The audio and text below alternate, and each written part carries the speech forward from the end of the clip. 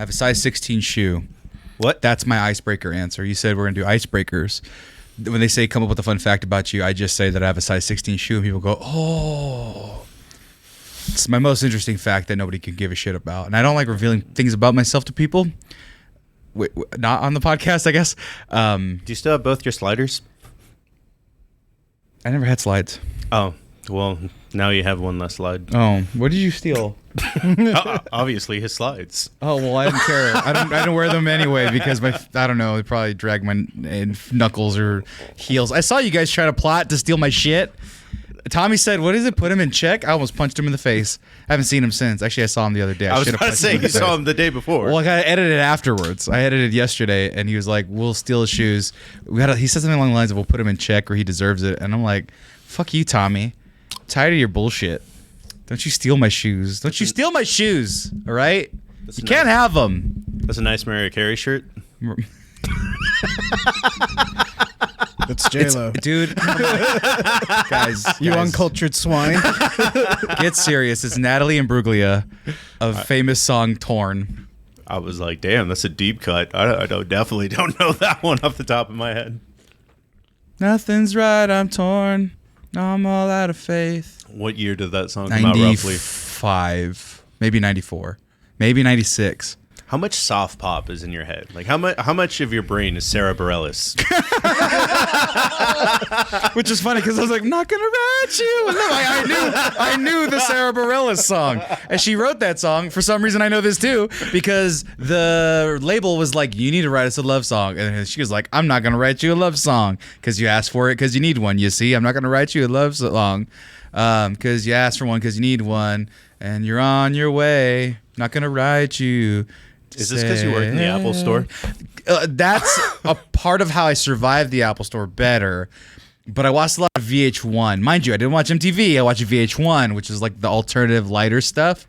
Less cussing, which is why I was allowed to watch it without my parents yelling at me, which is another episode of this podcast. So go watch Parental Advisory, O Menos Mexicanos. Look it up on Spotify and all audio platforms and podcasts. Yeah, so VH1 was on the hook. So there's a lot of Jason Mraz in 2006. So was it Jason Mraz that you were telling me about the font thing? No, that was John Mayer. I get those two dudes confused. That's fine. A little bit of John Mayer thrown in there too. Which one's the one that was going to land on the grenade? That's Bruno Mars. That's later. That's 2010. Which is the one All that, three like, of them are the same person. What? One of them is like vaguely ethnic. He's not even a white guy. Are the other ones? Yeah, they're all white guys. No, he asked, are the other ones vaguely ethnic? Oh, no. Jason Mraz, maybe, even though he's violently white. But I was about to say, who's the one that's like the notorious man whore? That's John Mayer. That's John Mayer. John Mayer has betted Your Body's a Wonderland is about Jennifer Love Hewitt. These are things I know from VH1, and I love the 80s, 90s, 2000s, and 2010s. I thought it was always an internet rumor, and it just got confirmed thanks to Logan Paul that Rey Mysterio did date Jennifer Aniston. Jennifer Aniston? Yep. She said for like a week, right? I saw that clip. Yeah, for like a week. That's fine. Sure, everybody needs a little bit of the Latino heat, even if it's Rey Mysterio. I was about to say that's Eddie Guerrero. Exactly, but they were in the same oeuvre at the time. Bruno Mars is Filipino.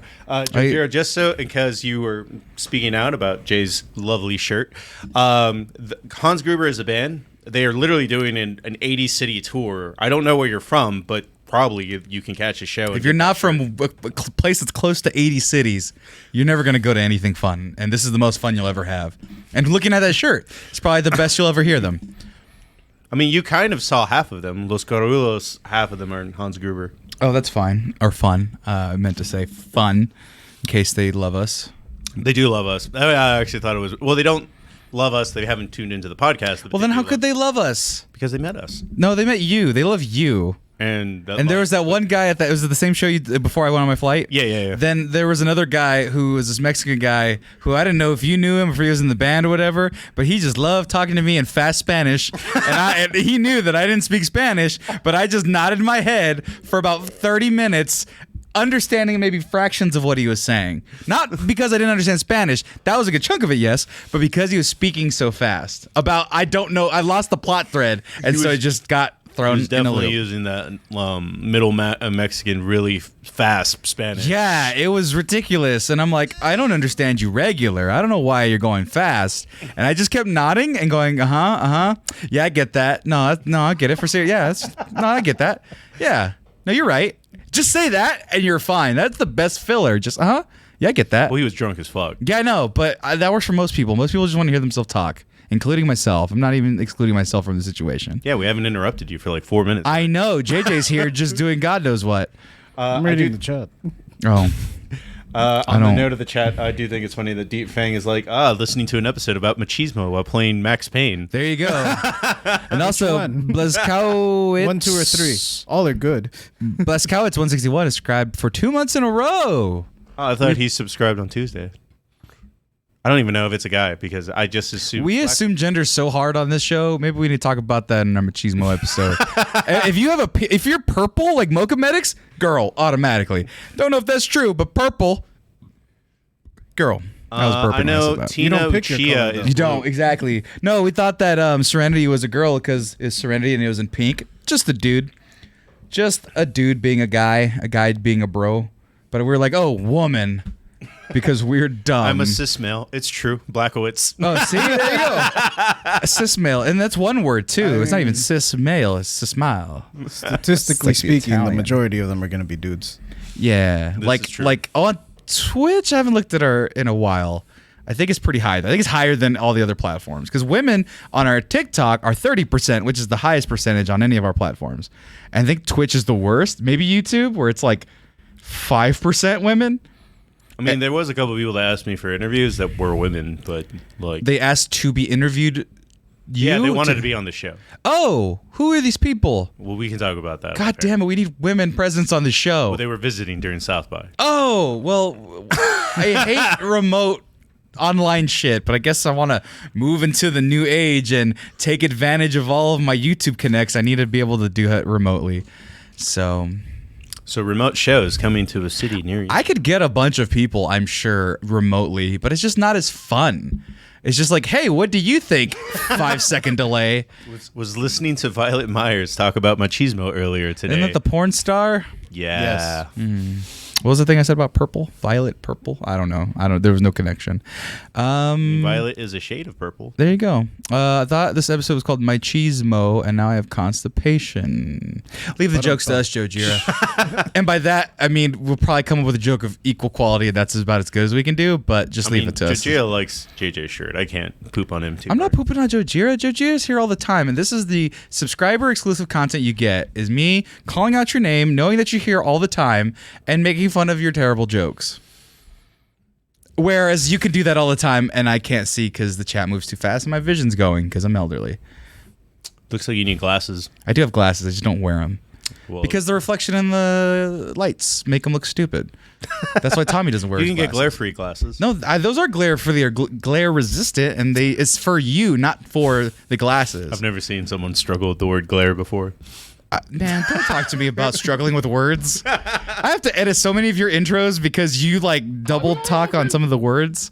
I do double talk. You stutter, and I'm like, where do you get the stutter from? You speak clearly every other time in the world, and then just when you start the show, you're like, "Hey, everybody, welcome to the show." And I'm like, because what? I suck at multitasking. That's what it is. I'm trying to press buttons. Oh, while I'm is that it? Yeah, that's all it Oh, is. well, get good enough to where it's not even a thought. Hey, man, I'm practicing. Well, then at least once a week. You need to come in. You need to come in on the off time and just dojo it? and just record yourself saying nonsense. I'll get buy a skeleton that you could talk to on the other side. I'll be here. I just won't help you, but it'll help you focus. The opposite of Mr. Miyagi. He doesn't give you chores to do. He's just like, fuck it, go. Do it. Get better. That's what I say. Hype train is close. A hype train is incoming. Sam, have you considered contact lenses? Absolutely not. The prospect of sticking something terrifying or anything in my eye, or having like painful eyes because I didn't pull them out, that would ruin my whole life. What's up, Goliath? I'm giving a special hi to Goliath. Yeah, hold on. What happened with Goliath? I saw a couple chats, and then I saw a GoFundMe potentially. I didn't see a GoFundMe. Oh, or I saw a link to something. Are they doing okay? Goliath just said they were going through a hard time, and Oh. I never got any details. Oh, past well, that. Goliath, be easy. I was gone when I saw that happen. I was editing and doing the basics, but hear from me, hear from the horse's mouth. Hope you're doing okay, and we shall overcome. I don't know what to say. I'm having a bad day kinda myself. It's kind of hard to give someone advice when you don't know what's going on. Exactly. Be fine. Get well soon. Fuck that. Get well now.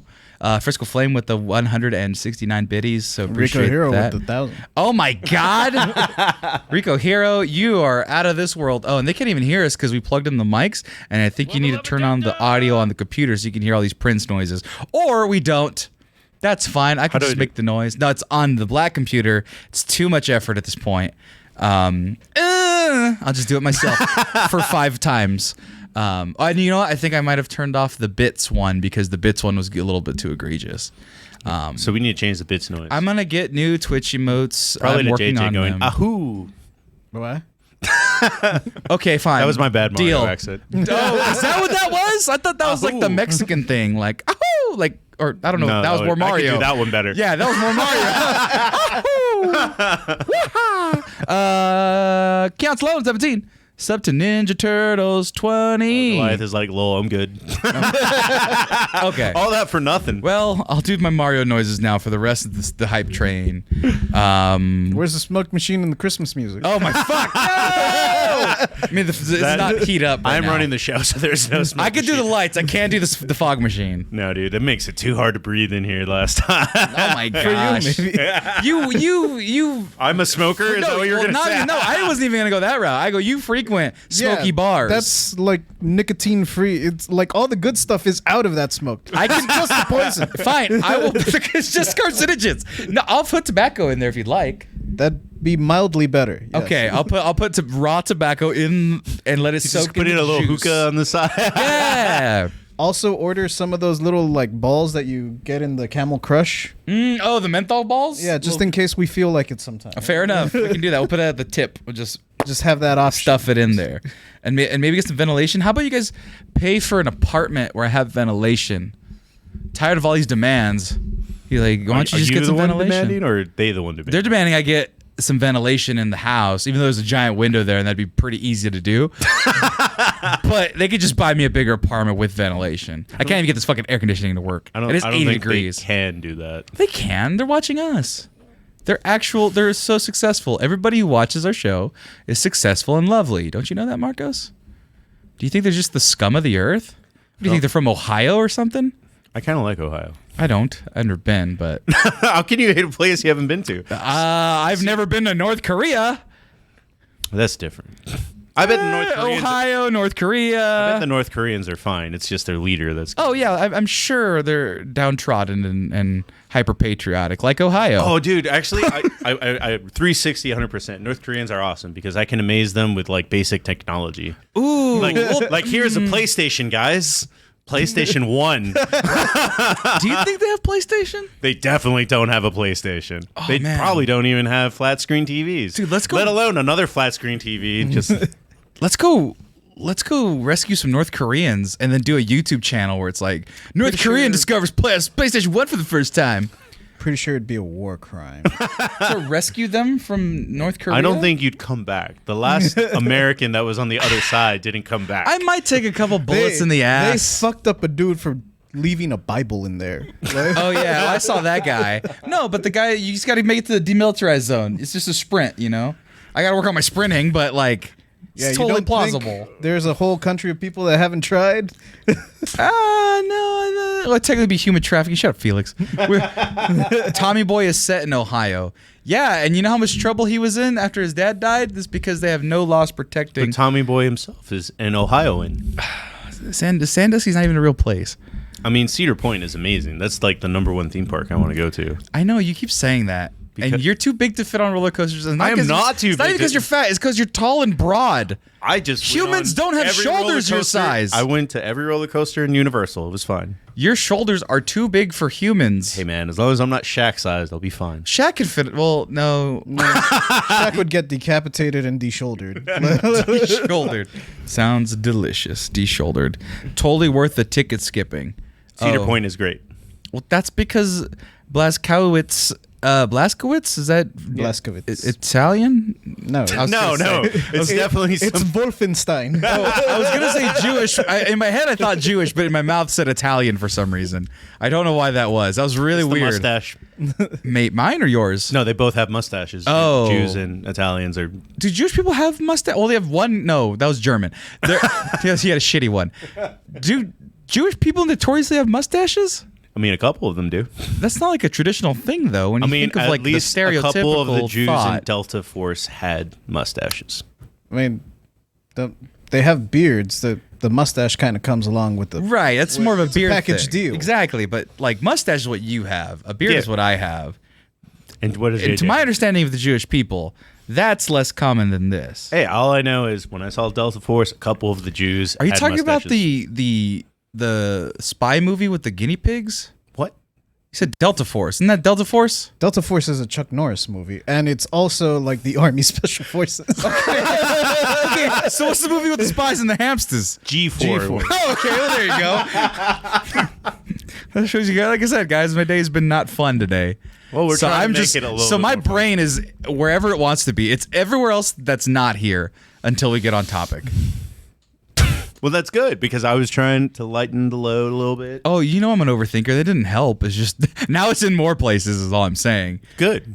That's not good. Yeah, that's good because then it's not in the angry box. It's in G-Force. I fucking hate hamsters, all right? No, I'm kidding. Oh, They were gerbils. were they gerbils? That's why they're guinea pigs. Guinea pigs. Gerbil force? They're smaller, I think, gerbils are. I'm pretty sure that movie had gerbils. I didn't see it. It was on Nickelodeon. I didn't see it either. I just thought when you were saying I was disappointed that it wasn't a Battle of the Planets movie. top movie mashup, Lincoln with Abraham Lincoln Vampire Hunter. It works so well. All right, guys, we're going to go ahead and start the show. Thank you for coming out. Leave the jokes to us again. Sorry if you heard me say, hey, I was trying to get the Manscaped ad going. Did you know that this is the Manscaped ad? And did you know over 4 million people have trusted their neck, their back, their booty, and their crack with Manscaped products using the Lawnmower 4.0, of course. That's the standard. But here's the thing. I talk about all the time the Beard Hedger. The Beard Hedger is what keeps my beard nice and so fresh and so clean. I love it with the zoom wheel. 20 different adjustable sizes right there. Just click the zoom wheel, get things nice and directly measured on your face. And as you all know, I've talked about this before, but it's almost time to talk about the Weed Whacker. This is the 2.0. No, the 1.0. Which version is this? I don't know. Let's take a look. Because if you go to manscaped.com, you can get the 1.0, the 2.0, the inevitable 3.0. You can get that all for 20% off and free shipping using coupon code MEX20. That's 20% off and free shipping. 2.0 is the new one. Like I said, one rogue nose or ear hair can be the difference between attracting the right or the wrong kind of attention by a hair. Cut into a painless solution. The Weed Whacker 2.0 with second generation engineering and a superior cutting performance. This is the 1.0. I actually used it earlier, so you're not going to get any of those tasty, crumbly, choppy bit sound effects, but just know that because I didn't have them right there, that it does work and that I use it constantly. Like I use all my Manscaped products. I went back home, had my own beard hedger in there. This is just the box for it. And then I had the Shed travel bag that I use as well, along with the shampoos and conditioners and other body washes and deodorants. I use it all. And you can get yourself prepared for the near future, the deep future, and get yourself from neck to back, front ways, all the way clean, using coupon code MEX20 for 20% off and free shipping. Using MEX20 for 20% off and free shipping. And you want to know something? I went home for Easter And some of my family listens to the podcast and they know I do Manscaped ads. The neck to back thing was their invention because my cousin Andy is disgusting. Neck all the way down the body, into the pubic area, maybe in the nether regions, up the crack, up your back. Manscaped's got you covered. Coupon code MEX20, 20% off and free shipping. We are with Manscaped a few more months. They love us. And that's because you all have been showing them love by using the coupon code, and we appreciate the fact that you do use it. And we appreciate the fact that Manscaped has gifted us so many fine products for us to use and to maintain our good looks and hairless chests. I mentioned earlier in the show, my girlfriend's coming. I might need to shave my entire body smooth. And with Manscaped products, I have everything I need to do it. I'm not going to put that on the ad, though. Okay, time for you to go. Bye now, but go to manscaped.com, use code MEX20 for 20% off free shipping. Your balls will thank you, and I will too.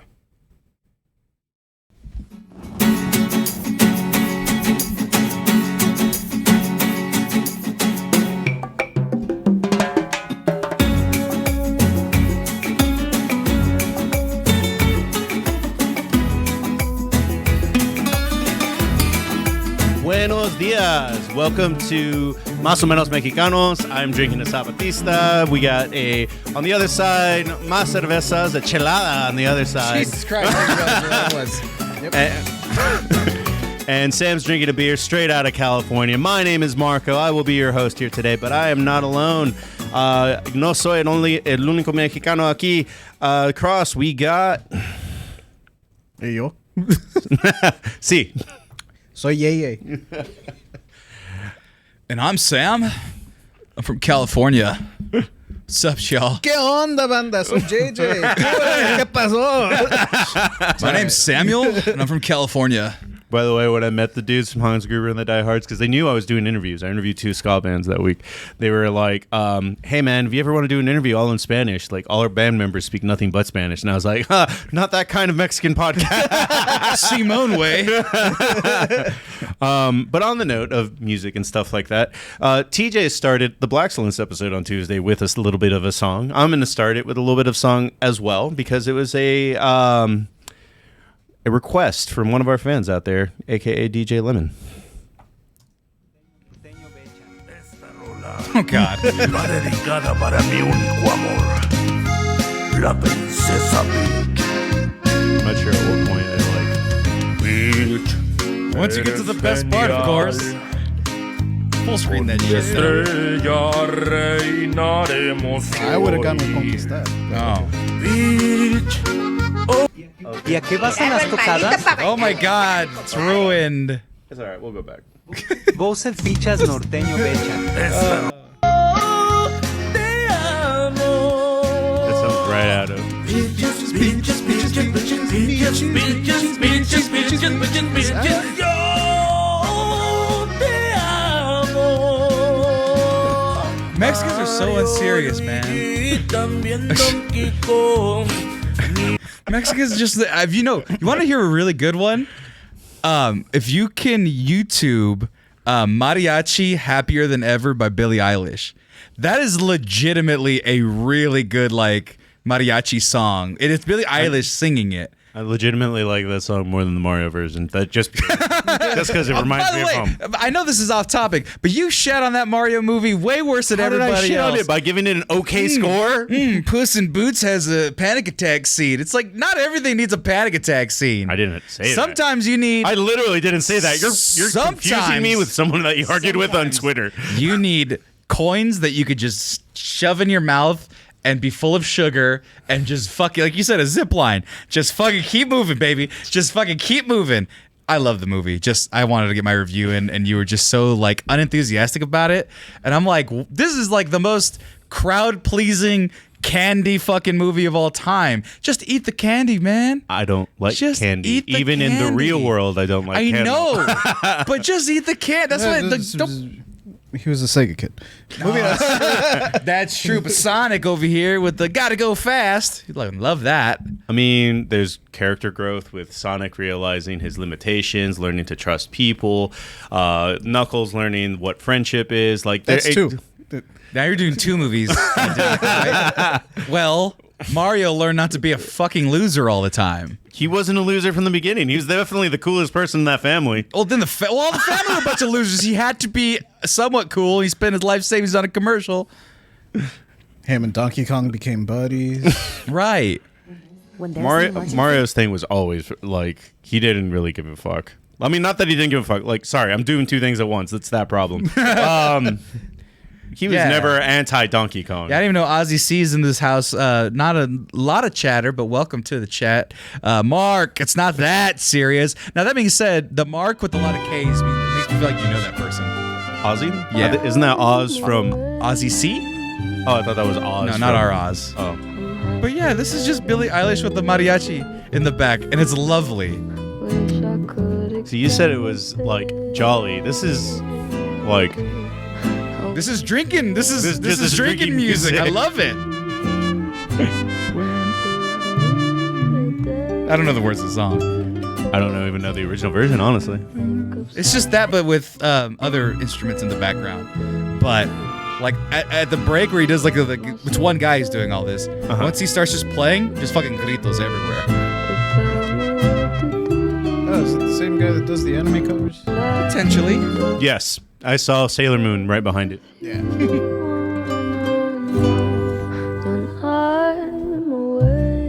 Like, this is really pretty music. You can stop it now, but... I was trying to get to the gritos, but I guess... Oh, no, that was me. No, we have to provide them. Oh, no, we have to provide them. No, you saw the break, though, where they should have been. I was trying to get to the gritos. No, we are the gritos. This is a really good beer. It's my favorite. This is what I mentioned. This was my death row beer. It was the mango cart. It's fucking delicious. Well, I don't have any of my death row stuff here, but we have Jameson. We do not have Jameson. That's Pendleton. Oh shit! We got money now. We'll buy a bottle of Jameson. We don't need to. We're owed that. Yeah, we're not planning on killing anyone anytime soon. Is that when you drink Jameson? No, because it was death row. Death row foods. Oh no! I went for like violent tax fraud. I didn't murder anybody for my death row. They're like, he committed so much tax fraud. Oh, well, you're not going to murder me. You could have the Jameson. We'd have to murder him if it's his death row. This is true. Oh, we're not pulling the plug. The state of Texas is pulling the plug. What did he do? He's a war hero. I'm not going to kill him. Who said he was a hero? He participated in a war at least. Look, that's the most BoJack statement I've ever heard Sam say. Is going to call him a war hero. Are you sure you don't want to try? Our lawyer. Go for it. I'm just saying. I brought these for you. Just try them, and if not, I'll just drink it. No, I'm down to try it. It's just, once again, on the note of not liking candy, I don't really like the sweet stuff. Felix, of course Texas would kill him. He's a brown dude. Exactly. No, he's Italian. His last name's Italian. He might be able to get away with it. He's like, it's me, Mario. Yeah, Slippin' Jimmy is in the chat. He would be his lawyer and just like... Slippin' Jimmy's a lawyer? Yeah, it's Saul. Got it. Saul Goodman. Got it. Well, best show of last year, by the way. That's what a lot of people were saying. Definitely Nathan was on that role.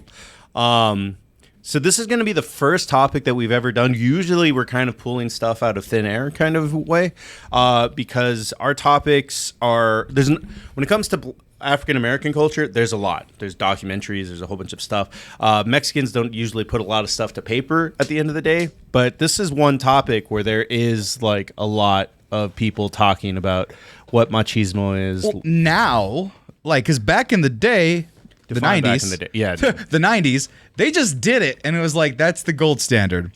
Is machismo, you got to be tough, you got to be suave, you got to ride horses and herd cattle. I was about to say, like, that's more we'll talk about that in a second. But when it comes to media, the only thing that I can think of that came up with Mexican culture didn't have any of that, and it was La Bamba. Oh, well, no. Well, with or without machismo? Because Bob Mexican is there. culture. Bob is right there. And then Blood In, Blood Out's also right there for Blood a whole In, other Blood Out is definition. also right there. Then you have the 70s with the Cheech and Chong movies, and that's a different type. I don't count gang movies just towards this subject, at least just because everyone had a shitty gang movie. But Italians had like so many gangster movies. Black people had so many black gangster movies. But for some reason, those other two were super widely accepted as great cinemas and whatnot. Like even like Boys in the Hood and those types of movies where it's like, oh, it's black gangsters, but there's a level of reverence to it because it was so culturally prevalent. And then mafia movies, as Tommy says, how do we fucking glorify these guys? They're fucking ice picks in the back of people's heads, but they're so idolized in media and stuff, right? Well, that has to do with the fact that the cast was stellar. Of course, no. Having Robert De Niro makes things. But having the belief cast in the was money. stellar, and also the mob was involved in the writing. It's the same as propaganda. I didn't know about that. Right. Yeah. But- If you read the actual Godfather book, the word mafia isn't anywhere in it. Well, Mexicans didn't have all that, so No, we did not. So I mean, we do they're- now, They're that's close. why. They're close to us. It's close to those stories are close to our heart, but they don't have the quite Breaking wide Bad reverence. is more about Walter White's journey. I mean, yeah, there's the Mexican gang and the cartel is in it, right. but it's more about Walter White's journey and Right. Jesse Pinkman. Yeah, the only one I can think of is the Netflix show that I didn't watch, honestly. either Maybe of the them. Colombian version of Breaking Bad. Where it's all Colombians. His name is Walter Blanco. Oh. It's metastasis. How do you say it? Metastasis. Yeah, I know. It's like the change, metamorphosis. I don't know. No, something else. It's having to do with cancer. I know. But yeah, no, but just in the 90s. Not close. Okay, thank you. No, but these are now. This is what. No, yeah, but that was what they're just- referencing is what they're saying in the YouTube videos. And then what ended up happening was with all the bad examples, and I would even kind of go back to the 40s, 30s with all the cowboy We're going movies. back to Cantinflas and shit like that. Well, I'm talking about the cowboy movies. Like the American ones, the spaghetti westerns, okay. where we're all the Mexicans are all Spaghetti westerns are from the banditos, 70s, but yes. right? But 70s even then, we were Also all Italian. also Yeah. Italian, Yes. but all the Mexicans were scumbags. They're all the villains. They're all kind of dirty and grimy, and a good chunk of them were a good ton of those times. But that was the only representation we had for a long time. I'm trying, like, at least the three canons, like, super westerns. Like, there's no Mexican in The Good, the Bad, and the Ugly. Fistful The of town Dollars. is no, that's That's a Fistful of Dollars. Fistful of Dollars. It's a Mexican town. But even then, that movie is just like it's a Borderlands episode. It's like you're turning the both families against each other, kind Right. of thing. No, but those are the representations that you got. And when you're, an old Mexican, well, when you're a kid seeing those movies in the 70s, and then the 90s you have kids, right? And then you're like, oh, this is how a man should be. And then now we're making videos about it because everybody got beat up by machismo, and we're like, yeah, this is bad. Let's not do this. Well, I will say in the note of media, they'd never pointed at La Bamba and said that's what a man should be, kind of thing. Well, but everyone liked Bob because Bob was super charming, but he was awful. Bob is like the worst character in that in terms of machismo. I mean, like, he is like Richie. Like Richie's that is like actually the dynamic between healthy masculinity and toxic masculinity, Right. which is what we're going to try to talk about Yeah, here today. because But Richie was singing about his girlfriend. Oh, Donna. What was the last time a guy was singing to his girl like that? Actually, another Mexican, Steven Sanchez. That's why I love that song so much. what was it? Bowser. Bowser, Mate. Bowser may only be Mexican by way of Nacho Libre. Exactly. Yeah. There you go. Peaches.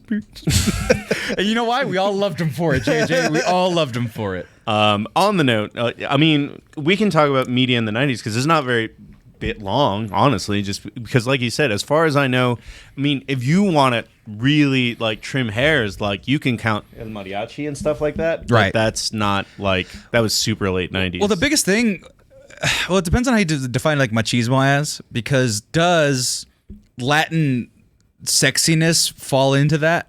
Yes. Machismo. Then you look at music. Then you look at fucking Ricky Martin, and you look at the Latin invasion in the late 90s, and you look at all those people, and you go, oh yeah, and you look at Pedro Pascal now. It's like you have to, if you're Latin, you got to be sexy, you got to be daddy, and as There's they a would say lot of now. Mexican, like, singers that you could have turned to, and you turned to the... Menudo, I get it. Yeah, I get it. Yeah, but that's a place to start, right? Is Yeah. if you just look at Latin people in general. Wow, that's a term I don't use, but that Latin invasion in that regard. Yeah.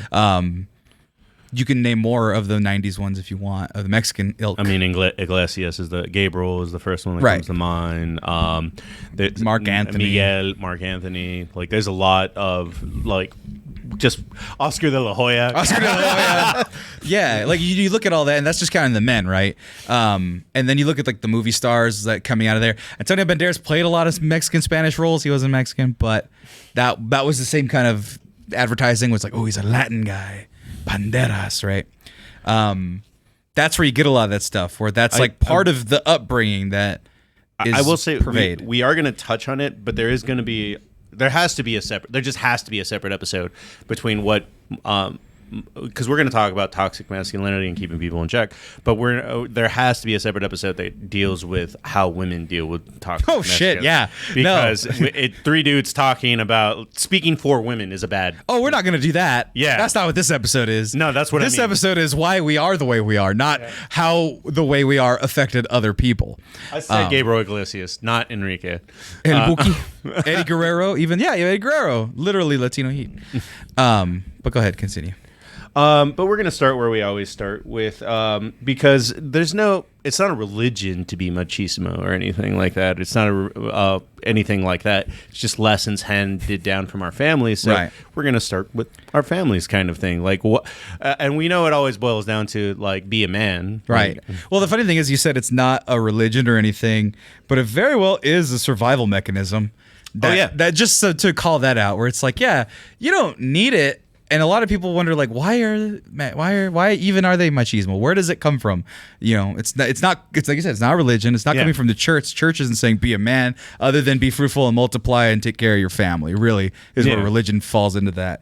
But like, I lost the thread. What was the question? Where does it come from? The testicles. It originates from the testicles. And Los cajones. That's kind of throughout the body and comes out as magic and energy. There's actually something to it though, because we always talk about having the cojones, the balls to do something. A lot of the references come from farming and bulls and virility and stuff like that. It's very of that. Yeah, Way is a castrated bull. Right. Yeah. That's why you call people Way. Yep. It's funny in Mexican culture, Way is dude, but in like Puerto Rican, spelled differently. Oh, is that what it is? Right. Which is why I don't call it Puerto Rican. The word evolved. Yeah. So if you spell it one way, it's the cuss word, and if you spell it the other way, it's just like "kiole." Yeah, exactly. But that's where a lot of the stuff comes from is farms and cowboys, vaqueros, and stuff like that. And it's just these set of guidelines where it's like it was just passed down. Because nobody had any emotional intelligence, because you couldn't afford it, because you were likely poor living off the land. So it's like, we got to till this fucking field. I can't worry about your feelings or your problems. And that's how it goes on for hundreds of years. Until is the now or the recent kind of thing. Mm-hmm. But it does deal with Maslow's hierarchy of needs kind of thing. Like you need to live like way before you can do things like self-actualization. And the living's hard as shit when you don't have the internet or air conditioning. My house was warm today a little bit, and I lost my fucking mind. Let alone if I was in the desert trying to feed my family of 7. And desert would be cold right now. I don't like that cold either. All right, JJ? I don't like sand. It gets everywhere. That's why you take those big blankets. I wouldn't have one. I wouldn't be able to afford it. No, my family could afford it. They were 7 kids poor. would make it. But they'd be starving in it. And the 8th one died of dysentery for some reason. They're not starving, because I definitely have 8 or 9 aunts and uncles. It just comes down to a point where you got to eat one of them. No. Okay, I'm just making You grew up on beans and potatoes is what it comes down to. Which is why we are the way I am. That's why we're the thick clique. Were you holding on to that? How long were you holding on to that? There's a wrestling group. It's called the Thick Clique, and I just met them like 2 weeks ago. Oh, we can't steal it. I would strong arm it if I could, but they're thick. I know they're scary, probably. Yeah. Go ahead. No, I mean, in my history, like my examples of male role models are my dad and my grandpa for the most part. Mm-hmm. More my grandpa than my dad, because I think the thing that's going to make us, or at least me and different, apart a lot is that our grandparents were very integral to our growing up, and they're the heads of the household. What they say goes, kind of thing. Right. More than my dad, honestly. Right. And so my dad was a truck driver. I mean, he imparted some lessons, but like, because he was gone 2 weeks at a time, like I was left with my grandpa that it was like, all right, like these are the things I'm going to instill with you while like they're gone, and you're going to do these old. He was like basically a Mr. Miyagi type thing where my grandpa too, actually. Like, in what way then? Go ahead, JJ. Well, when I was growing up, before my brother was born, both my parents had to work. My dad was a truck driver. I think he had just transitioned. They used to work at the Dickies factory which was not too far from my house. But yeah, my grandparents basically raised me until I was 4. And on the weekends, I would just go out with my grandpa. Like, he'd take me to the mall, see his friend. It's how I have vague memories of him signing to someone. And then one of my uncles confirmed, oh yeah, your grandpa learned sign language because he fucking hated that guy. He was deaf, so he was like, I'm gonna tell this mother. Jesus. This wasn't good enough. I mean, that only says so much. He had other problems with him, I guess. We're not gonna do it, but we had a discussion off air about like, it'd be kind of fun to have an episode about like Mexican curse words. And That literally should be an episode. We could actually talk about it, like half of them on this one.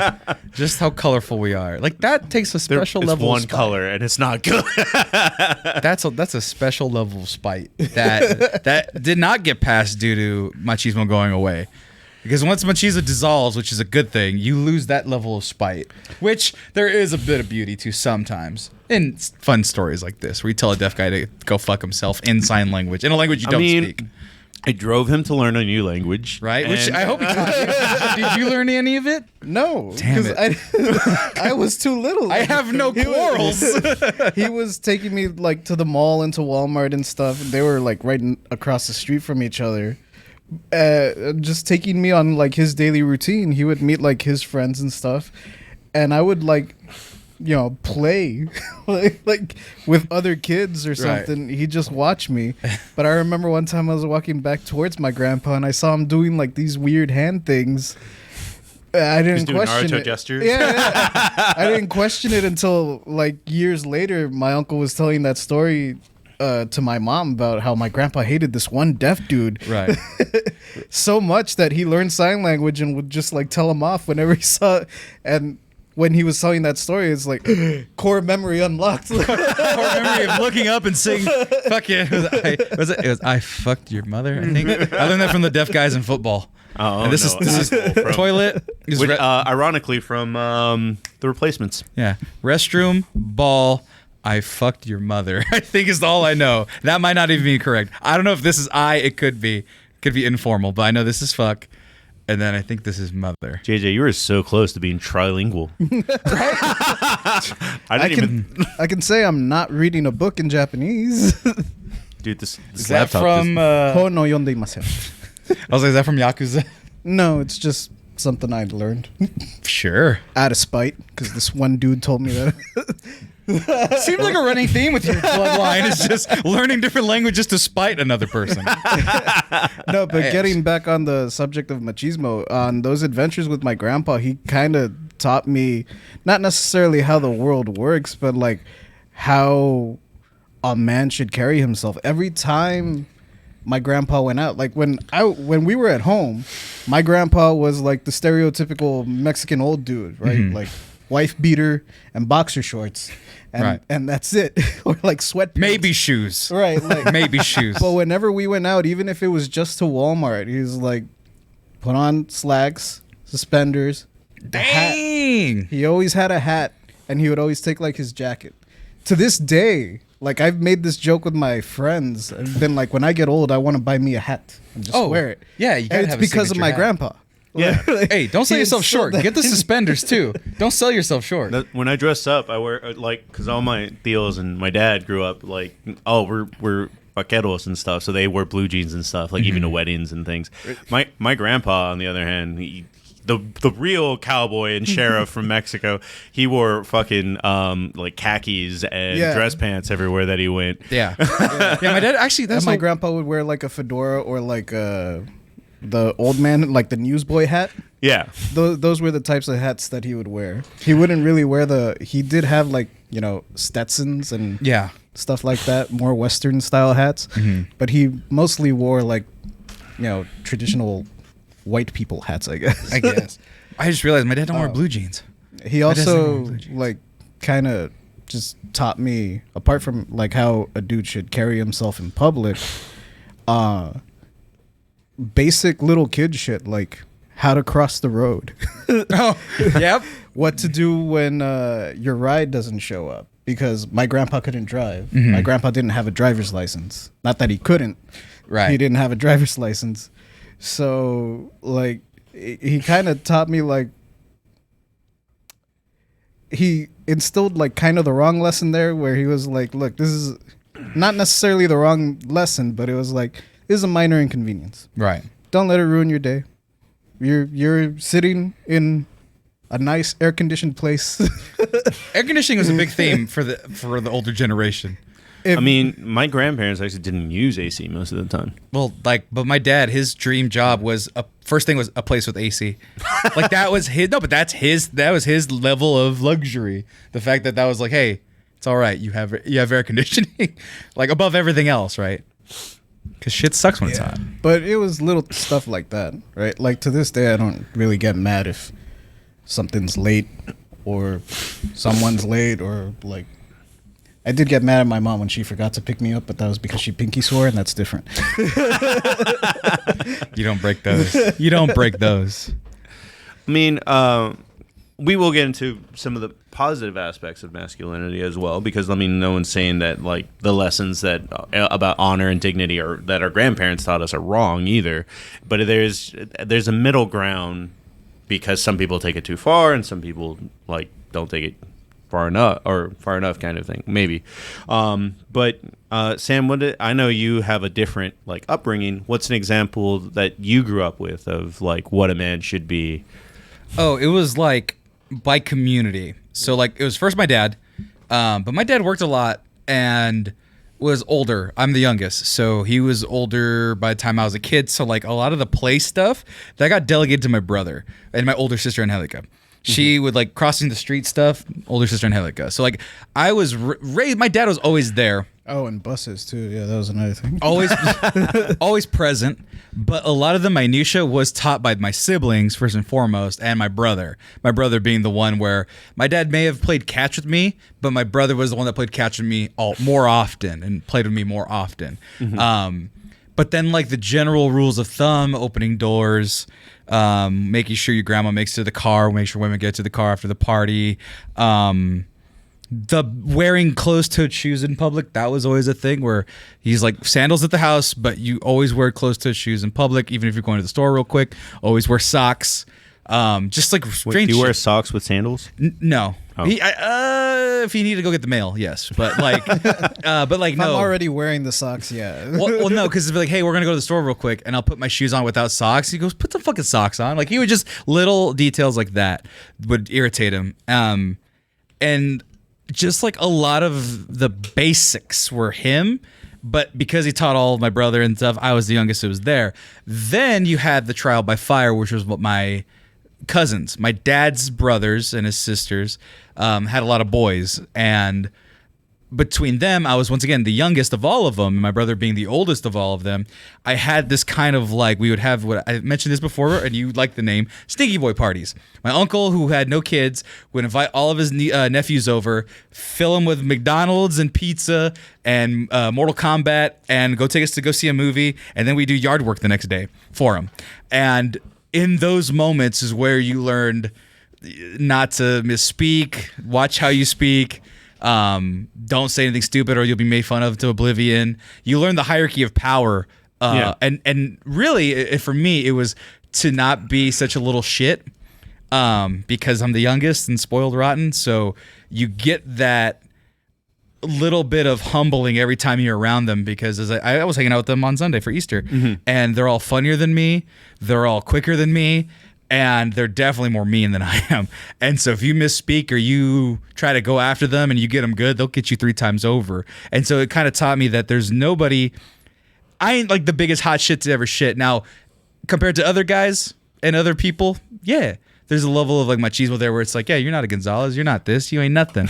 And then there's another time where it's like, okay, that's a bad motherfucker, I'm gonna stay in my lane. Like there's that balance I learned, because they're all bad motherfuckers and I'm me. You know, luckily I'm the biggest of them, so it worked out that way. But they've already made fun of me into submission where I'm not mean to them.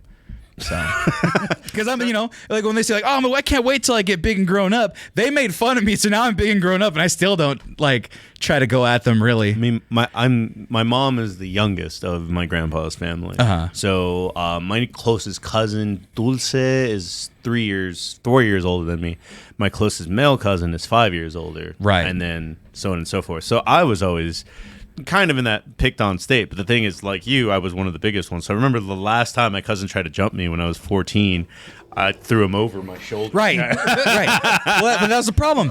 They were all athletes. My brother, so the age gap was between 6 years. My brother's 6 years older than me. So all of them were in that gap. And then the three of the four in the middle played football. So it was not like I could out-physical them. They were always bigger than me. And by the time I caught up, we were all adults, or they were adults, I should say.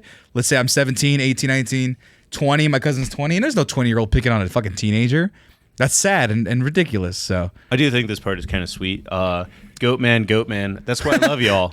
I'm black as hell, and we were raised the exact same way. Shit people need to appreciate. that's why we do the show. God dang it. Because we're all the fucking same for the most part. It's just different avenues. Different flavors. Right. Like, because I have my grandparents habanero. too. Different seasoning. Right. And then season our shit slightly different, but Right. But no, and then the alternative to like the grandparent thing, the grandparent that I had that was alive, my mom's dad, mellow as shit. Just kind of calm. My mom's dad, my actual grandpa that was alive, no longer, rest in peace. Knock on wood. Anyway. And he was chill. He was not like an instigator. He was a musician, played drums. Like, he kind of just did his thing.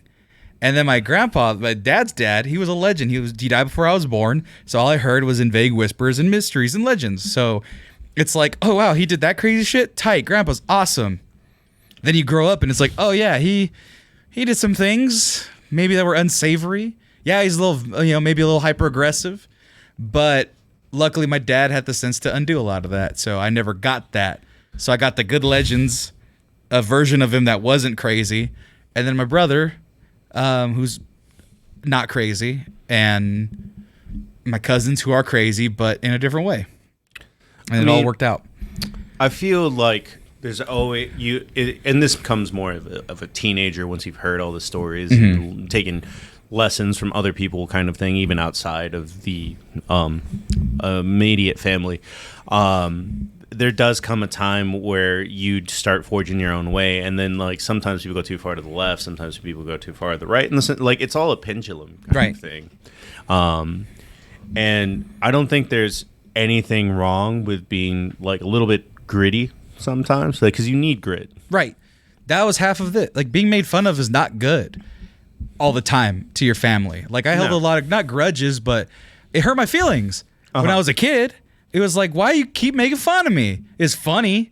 I could laugh at it. No, that was a weird thing. I could laugh at it, but it also hurt my feelings. And, when you're just the little one getting shit on all the time. Yeah. Or, like, just, it would be high school, and they'd be like, "What's going on, freak?" They just call me freak because I had your tall family and lanky. would call you freak, or other my people? family. Okay. Yeah, my cousin Andy would be like, "Hey, what's up, freak?" And it's like, did he mean anything by it? No, but it was because I was tall and lanky. Yes. Did it maybe affect me? I would like to say it didn't, but the fact that I remembered it might mean something. Just like definitely means something. Just the little digs here and there. It was always little digs. It was always little chips where if I felt good, a little bit off. But did you ever stand up to him? No, I was youngest. I'm the young. And then my dad's rule, you're the youngest. So seniority was a big one. That's actually a good machismo point. Yeah. Seniority. I'm the youngest. I don't get to say shit. I don't get to decide shit. I don't get to complain about shit.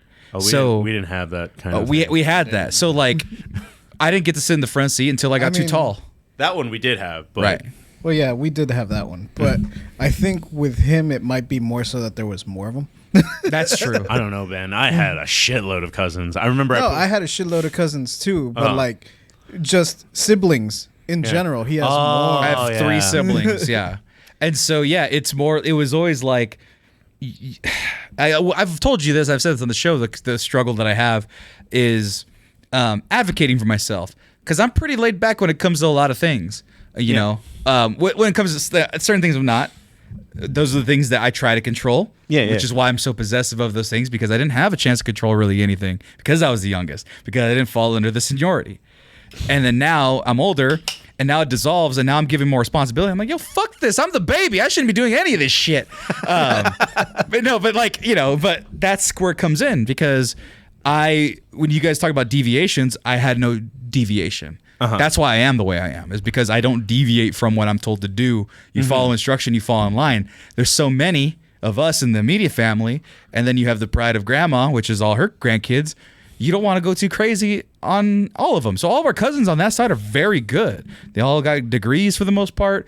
They all got good jobs. They all got good families. All the kids are pretty smart. They're all pretty well. They're all doing pretty well, because we really didn't. We had that, probably from my grandpa, no delineation from what was expected of you, and that's part of the machismo that did a number on me for a long time. I mean, I don't know. Because I guess this is just different branches, which is why we do the show, kind of thing. Right. But my grandpa was straight up like, he was one of the friendliest people in the world. Like literally, like I know our neighborhood was basically Little Mexico in a way, because we were just like you can see a giant Mexican flag from home. Yeah. But like people at that point, I mean, they were old men, but like they were kind of spry, like 60, 70 paleteros and shit that. They would always stop by my grandpa's house. Like he would be friendly and talk to them, but he was always super friendly, but he always had like a line that was just like, hey man, like you don't always have to fight, but at some point, like stand up for yourself, kind of thing. Yep. We didn't know where our line was, I think, was our problem. Yeah. My grandpa's was learning a whole other language. They were fighters. My dad and above were fighters. They all fought, maybe when they didn't need to, maybe when they didn't have to, but that was the thing. Where it's like, I guess that's where comes fighting. Yeah, fighting was only done when it was necessary, even if it was something as small as, hey, I'm gonna speak my fucking opinion. Because if you fight, it's a fucking room full of fighters.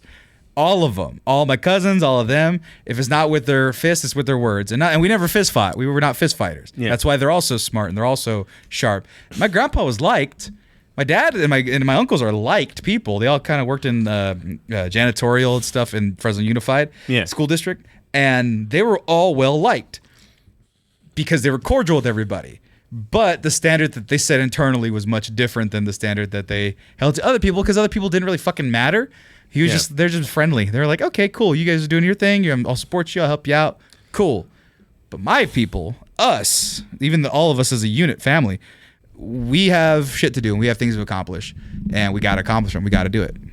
Well, that's, I guess I've just was put in so many situations, even outside of family, football, and this comes back to like, it was weird when I was listening to the podcast on Tuesday, the pre-show, talking about bullies and stuff like that.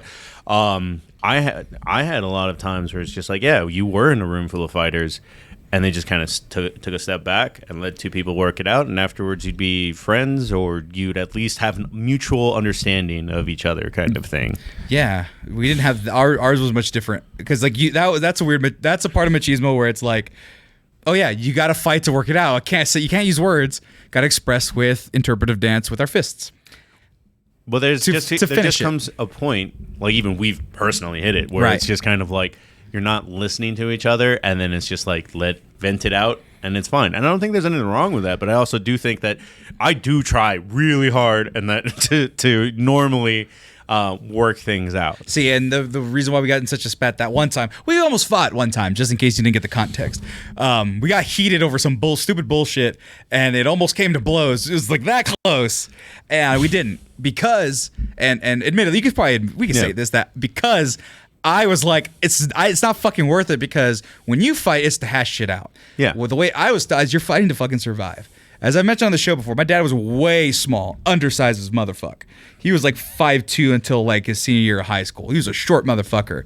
So fighting for him was not fun. It was not something that he could do lightly, because he was going to get his ass kicked very likely, even though he knew how to fight and even though he was aggressive as fuck. So having fucking Napoleon teaching a 6'4" Mexican son to be like, hey, you need to fight to survive. You need to fucking kill the motherfucker. If it's on the street, you don't know if they have guns, you don't know if they have knives. So you have to deal with it fucking quick and brutally. Me, being a nice fucking good kid, never did it and never had that instinct, but I was always told to do that, and I had that in my head ready to go to you. And I'm like, I'm not gonna kill Marcos. It would be a fucking tough fight. But I'd have to hurt you. That was the thing. It wasn't you were like, let's hash it out. Mine was like, I have to hurt you, and that's a whole different level that I just don't like. But that's built into me. But it's built into me. Well, this will go into stray off a little bit, where that's why it's just a different cultural thing at the end of the day, because it grows from like the way that I grew up, and then the way that I was kind of raised, and the kind of thing, all the way up to my chosen profession and stuff, where the first thing that you learn, so much of what you learn when you're learning to fight, is that like you've seen footage of like, or maybe you even experienced it, because you said that you used to like train to box and stuff. Not a lot, to be fair. Let's not paint that picture too deeply. But when I did practice it, it was fucking comfortable. I was used to it. But I just mean, like, there's a certain point where you hit the heavy bag and you hit it like, and then so much of the first couple of weeks of learning how to do anything violent is like, no, dude, let it go. Right. Like, let yourself go kind of thing. So it's just kind of like, it's not a matter of like just hashing out. It's just like this, I was pushed to this point. You were pushed to that point. And then it's just like, we're going to vent this out, this negative energy, and everything will be fine. But that's just the way that I was raised kind of thing. See, I was raised to fear that. Rather, no. I learned to fear that. Because they had that shit. My dad and my grandpa have. And my brother, who tried really hard to not have it. That let it go. Yeah. I had to fight that because I don't like that. Whether I'm scared of it or don't like it, take your pick. Letting go and hurting somebody is not characteristic of who I am as a person. My dad is reluctant about it. He learned it in like 7th grade, 6th grade. He's like, this is just a nice fucking kid. God damn it. No, because like if I was mean, I'd probably be pretty good. I'd probably be playing the NFL right now if I had a little bit of like real vengeance in me, a mean streak. I mean, you're 30, you'd be retiring from the NFL. Still. Offensive linemen go for a long time, but no. No, they do not. The average thing for an offensive lineman is 3 years. Never had any injury. Anyway. But like, that, going back to machismo as a topic to bring the word back up, it's there, is that ability to let go and hurt people, because it's like you said, when words escape you. And my thing is, like, if I can't find the words to describe how I'm feeling, and it has to come to that, I'd rather just shut the fuck up. And as the youngest, you hold it in, which is another part of machismo, which is no good. But that's where that goes. Well, I mean, I'm glad that I wrote the final topic of what I did in this book to figure out how we get to that point. But anyway, now we're going to talk about, because there is a big awakening. Literally, this is. Oh no, the awakening is darkness. Wait, what happened? Oh, whatever. Oh, the laptop's fucking up. It went black earlier. Oh. Yeah, I don't know what's going on. But anyway. It's going black, or is it going to sleep? Punch it. No, it went black and then... turned on? Yeah, like it's been flickering. So I guess something is misconnected, so that's why it's not there. I don't like that. Unplug the HDMI. Can you see the screen? No, not that one. It wouldn't be. It's unplugged. I'm talking about on the laptop. Yeah, you can still see the screen. Okay, and now press 3. There you go. Okay. So I've been watching videos all day getting ready for this topic, because this is going to be the first. Normally when we do a podcast, there's not a lot of meat, because we're literally trailblazing a Mexican-American podcast. Goddamn right. Trailblazers here. But except for these videos that have beat us by 3 years. Well, this is machismo. There's a lot to say about machismo. That's not normally the case on any of the other topics that we've talked about. But this one that it's kind of a pseudo debate between two guys and a woman, and they're actually talking about relationships, and that is a part where machismo takes a negative connotation, and there's literally movements in El Salvador and things like that about how and I've never this has to do with the fact that my grandma is like a 40% foundation in who I am kind of thing. So the idea of being possessive over a female is not in my brain at all. Mm-hmm. But in Mexican and Latin culture, there is a big thing where it's just like, I'm a man, so food better be ready when I get off work kind of thing. That is not my mindset at all, but that is the mindset that you see in a lot of cultures. Yeah. Or not a lot of culture. Well, yes, actually, but in a lot. But especially in like traditional Latin American cultures, families, blah blah. My parents were also like that. My grandparents probably were like that, I assume. I don't know. I never actually saw my grandpa work. I know he did. Right. But he was of retiring age when I came about. But yeah, I've seen it a lot. I'm weirded out, and it's something that I completely didn't think of until I was going through all this, because I always like, don't fucking do that. Like, anytime that I date someone and I bring them home, because I've dated, I mean, I would say about 40% of the girls that I've dated have been Hispanic, and they start getting ready to make me a plate kind of thing. That's like a small... Oh, yeah. And I've always been like, no, I can get my own fucking food. Right. A lot of the things that makes me not this kind of machistic asshole is just the fact that I'm very self-sufficient. Right.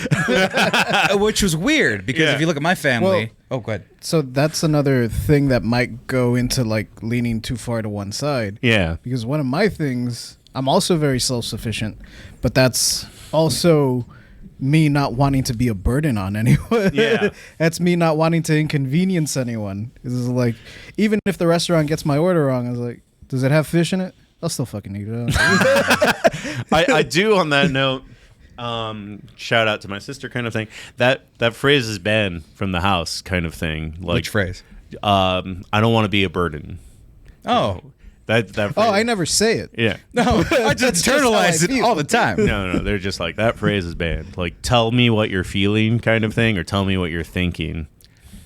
Ooh, that might be a empty blank spot in our family. I don't think we say it or even reference it, but I think people feel it. I'm not sure. I don't. I'm the youngest.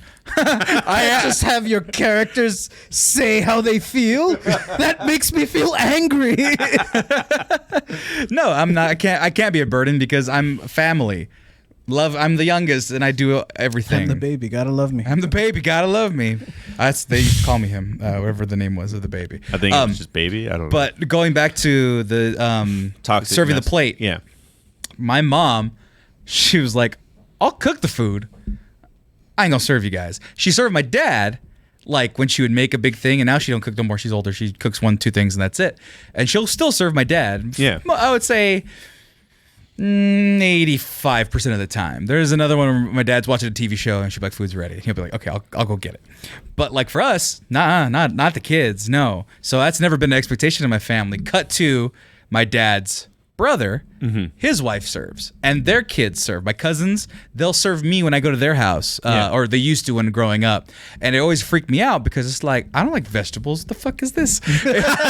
More steak. And so, it was always weird to me, but then I made that connection. It's like, oh yeah, it's different wives, same upbringing, different wives. Yeah. One wants to do it, I'm assuming, my tia does, and taught the girls to do it.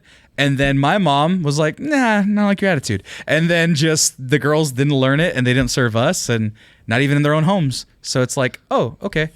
And I don't care. It's just where I was growing up. And it's one of those things where it's like, yeah, I'm self-sufficient enough, and I don't see it as a big, like, because the alternative of that is women feeling like fulfilled when they do that. I don't feel any fulfillment of them doing it for me. Oh, for sure. Yeah. I will admit, in a little bit of a dark humor kind of thing, where my grandma told me not to expect that kind of thing. Like, she was like, hey, my grandma was salt of the earth kind of thing. Like, shit, they crossed the border, actually illegally too. They got their citizenship at some point. Sure. Wink, wink. No, Ronald Reagan gave citizenship away as long as Tight. One good. Hey, broken clocks right twice a week. This was one of It the was times. a trade-off. Yeah. I'll fuck up the economy and your grandchildren, but you'll be citizens. So, like, literally migrant workers up to Montana to get potatoes, come back to Eagle Pass, where they're trascaleros, which is basically a sheep shearer. Yeah, my grandma.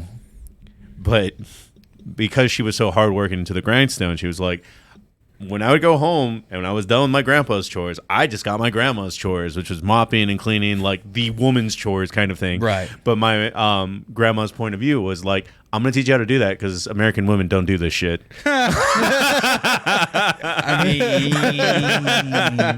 I mean, modern feminism got to them a little earlier, which is not a bad thing. I'm just saying, got there earlier. Yeah, it doesn't do anything for me. Yeah. And the thing is, Also, they don't cook with seasoning, so True. but that also might go down to youngest of the family thing. Like I was always the beer fetcher, the drink fetcher. Go give me a soda, go give me a beer, give me a water. And nobody ever did it for me. And so when people do it for me, I'm always like, it's always like that was the thing I was gonna ask. Like, have you ever like this table is a good example. Like, you go to like a Mexican cookout and they have that white plastic table. yeah. The best white plastic table. And you're just sitting there and you're like, hey, ¿qué onda? ¿Cómo estás? And then like I don't know where a plate of food drops and you're like, what the fuck? yeah. Right. For me. now I hate the reference, of course, but the true to example is when Dobby gets a sock. It's like, you've given Sammy a soda. Sammy is free. And I just get so elated because, once again, low on the totem pole.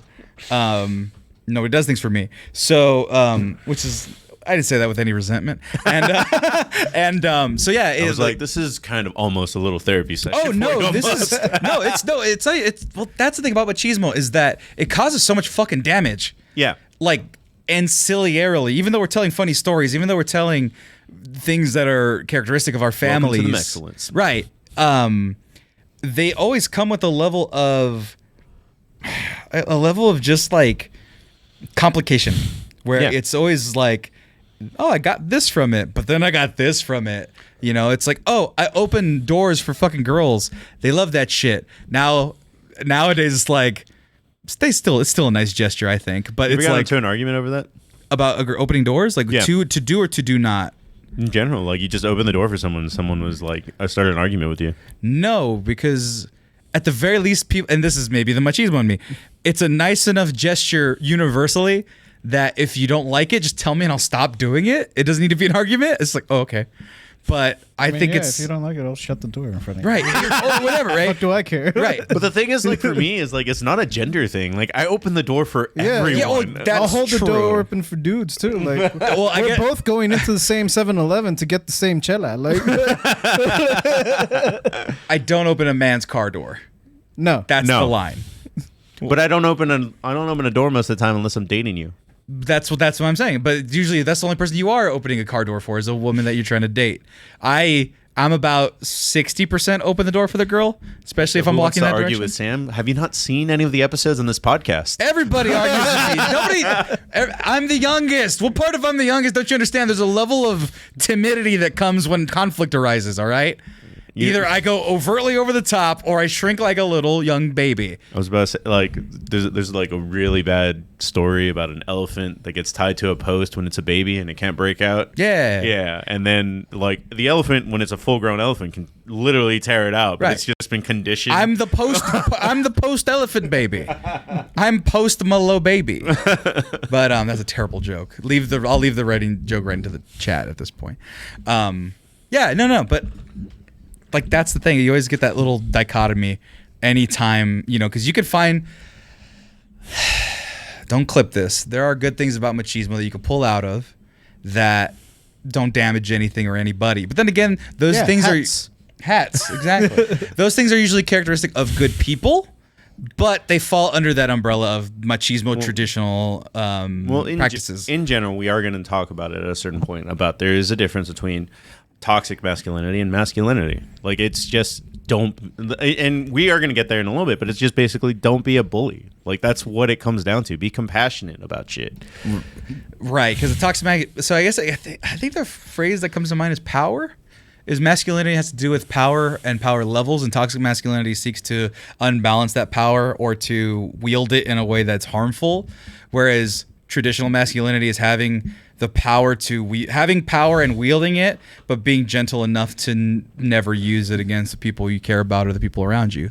See, because I was once again like raised like with my grandma as a pretty thing, and then Blackowitz actually talked about it earlier. Like, there's a lot of famous Hispanic women kind of thing. Oh yeah. And then it does get to a point where one of the formative things in my life is just the Easy Alin revolution, which was by women. Yeah, it was a Mayan revolution led by women. Camarada Ramona was the leader of it, and even though everyone thinks of Camarada Marcos because he was the mouthpiece, right? Ramona was the one that was making all the decisions about where to fucking invade, where to do all this other shit. I mean, look at the Mexican Revolution. The rifle women, the women with the rifles, they cut off one of their breasts so they can aim better. They're just like, we're doing that. We need freedom. That one I did not know. Yeah. Look up. I forget their names. If you just look up Mexican Revolution, female rifles. Adelitas. Which one are Adelitas? I don't know. Well, look up both of them. But yeah, no, they would. I believe they chopped off the breast so they could aim a rifle better, and they're the ones that have the Princess Leia buns that were inspired by Princess Lost Leia. history. Damn, that always sucks to read about. Of who? The Adelitas. What was the lost history? You may be familiar with the famous Adelitas, known as the women who fought outside the men in line with the Mexican Revolution. Ah, that's what I was talking about. Yeah. But you know about the real woman behind this name? There you go. Yeah, they're like, fuck that. We're pulling up arms, baby. Shit. That's the thing, man. It's like, well, Mexican women is a whole nother thing. We should just do an episode of like, they're fucking tight, dog. But your poor titty. Shut up, Rakeen. Wow, that poor titty. Nah, you gotta shoot rifles. Gotta be accurate, baby. Shit. That was before 5.56 rounds, so a lot heavier of a shot too. Yep. But oh yeah, there you go. Have you seen that interview, JJ? Yeah. Macho Man Randy Savage talked about crying as a man. It's a great little interview. I think me and JJ have both posted that on our Instagram. I think I've watched it both times you guys posted it. But yeah, no, because strong women, machismo has never been in my head, or being masculine has never been used as a weapon that it's just like women need to be in their place. I've never understood that mindset of like women belong in the kitchen, or the mindset just rationally that I am the one that works and you need to stay at home with the kids kind of shit, because it's just like, this is the modern economy. Like, all right, cool, I'm gonna pay for this whole fucking $1,800,000 house by myself. It's literally impossible to be a machismo right now in the traditional sense, which is why, and because machismo is not just Mexican, that's just the Mexican term for it, toxic masculinity as a whole, that's why young white guys are going fucking bananas, because there's no jobs for them to fulfill that fantasy of them being the ultimate, and I'll use their shitty words, alpha male, to have a woman who's submissive, quote unquote, and to do all the cooking and cleaning, all that shit. Because one, women are going to college, they're smarter as shit, they can get credit cards,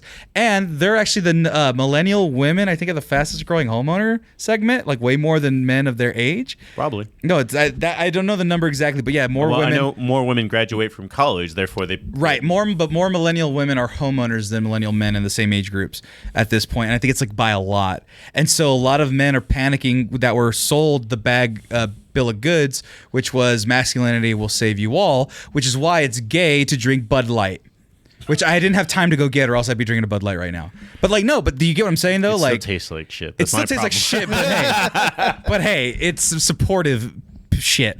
And I think that's why people are flipping out, is because you didn't grow up with it. Mm-hmm. Mine was a symptom of the schools I went to. I went to a white middle school, generally mixed, but predominantly white high school, I believe, predominantly white college, and white guys, if I could speak broadly, have untethered fucking toxic masculinity. Like, obviously there's good white guys, of course, that are normal and they're cool, but like, there's probably a few in our chat. Exactly. No, but like, imagine your stereotypical frat guy, right? Who's just like, I'm here to fuck bitches and pound beers, and this is 2008 to 12, so this is like super bad era. This is like what's the one, Project X era. So you think of those types of like what white guys were doing. Anchorman was 2 years prior. When you think about what white guys were doing at that time, it's like, oh shit. What's the one? You're My Boy Blue. Old School. Old School. Those movies were dictating what was happening. You look at MTV during that time. You know, white guys were just unfettered with the fucking toxic masculinity. And then I'd go into these spaces, and then I think part of that's tied to privilege, right? That's how, but they're able to wield it like crazy. And then what little machismo? Yeah, they're not going to get shot by the cops, right? And what little machismo I had, that's like the privilege. Right. But my little machismo would come in response to that. It would come out there. They'd be like, bitches be tripping. And I'd be in the room and be like, yeah, bitches totally be tripping. Like, that's not who I am. But it was the prevalent voice in the room. And in order to not be shot or ostracized, really, you kind of adopted those negative things until you unlearn it at some point. Now, luckily, I talk about my org a lot at Hermanos Unidos. Go Gauchos. Had like 2 women in the org. It was mostly for Chicano Latino males at college, but then there was like 2 women at a time that would just join because it's open door policy. And they'd be like, hey, how about you don't call women bitches? And I was like, what? That's stupid. And then you think about it for more than 2 seconds. You're like, yeah, I really don't need to call them bitches. And then you don't. And then you stop. And I'll use the word bitches generally, but never like, oh, that woman's a bitch. I never do that, hardly ever. Fierro, I would say I love you, man, is actually past a lot of that. That was a response to a lot of it, actually. Yeah, it's past a lot of that. I'm just want to get laid, and then it was just it was a new age of comedy where it was just about like still about a loser trying to figure out his dating life, but it wasn't like as sexist kind of thing because there was I Love You, Man, Forgetting Sarah Marshall. Like those movies are more about like they treat the women actors like people, right? Kind of thing. After a decade of not doing that, yeah. So yeah, those things, even though we don't have them, still exist. They still bled through. Yeah. I actually never had a problem with not calling women the bitches, but that was hard for you to say. Yeah, because it's not in my the world. You're like bitch. It's not in my lexicon at the end of the day. The one that I did get it had to get broken from is saying that's gay.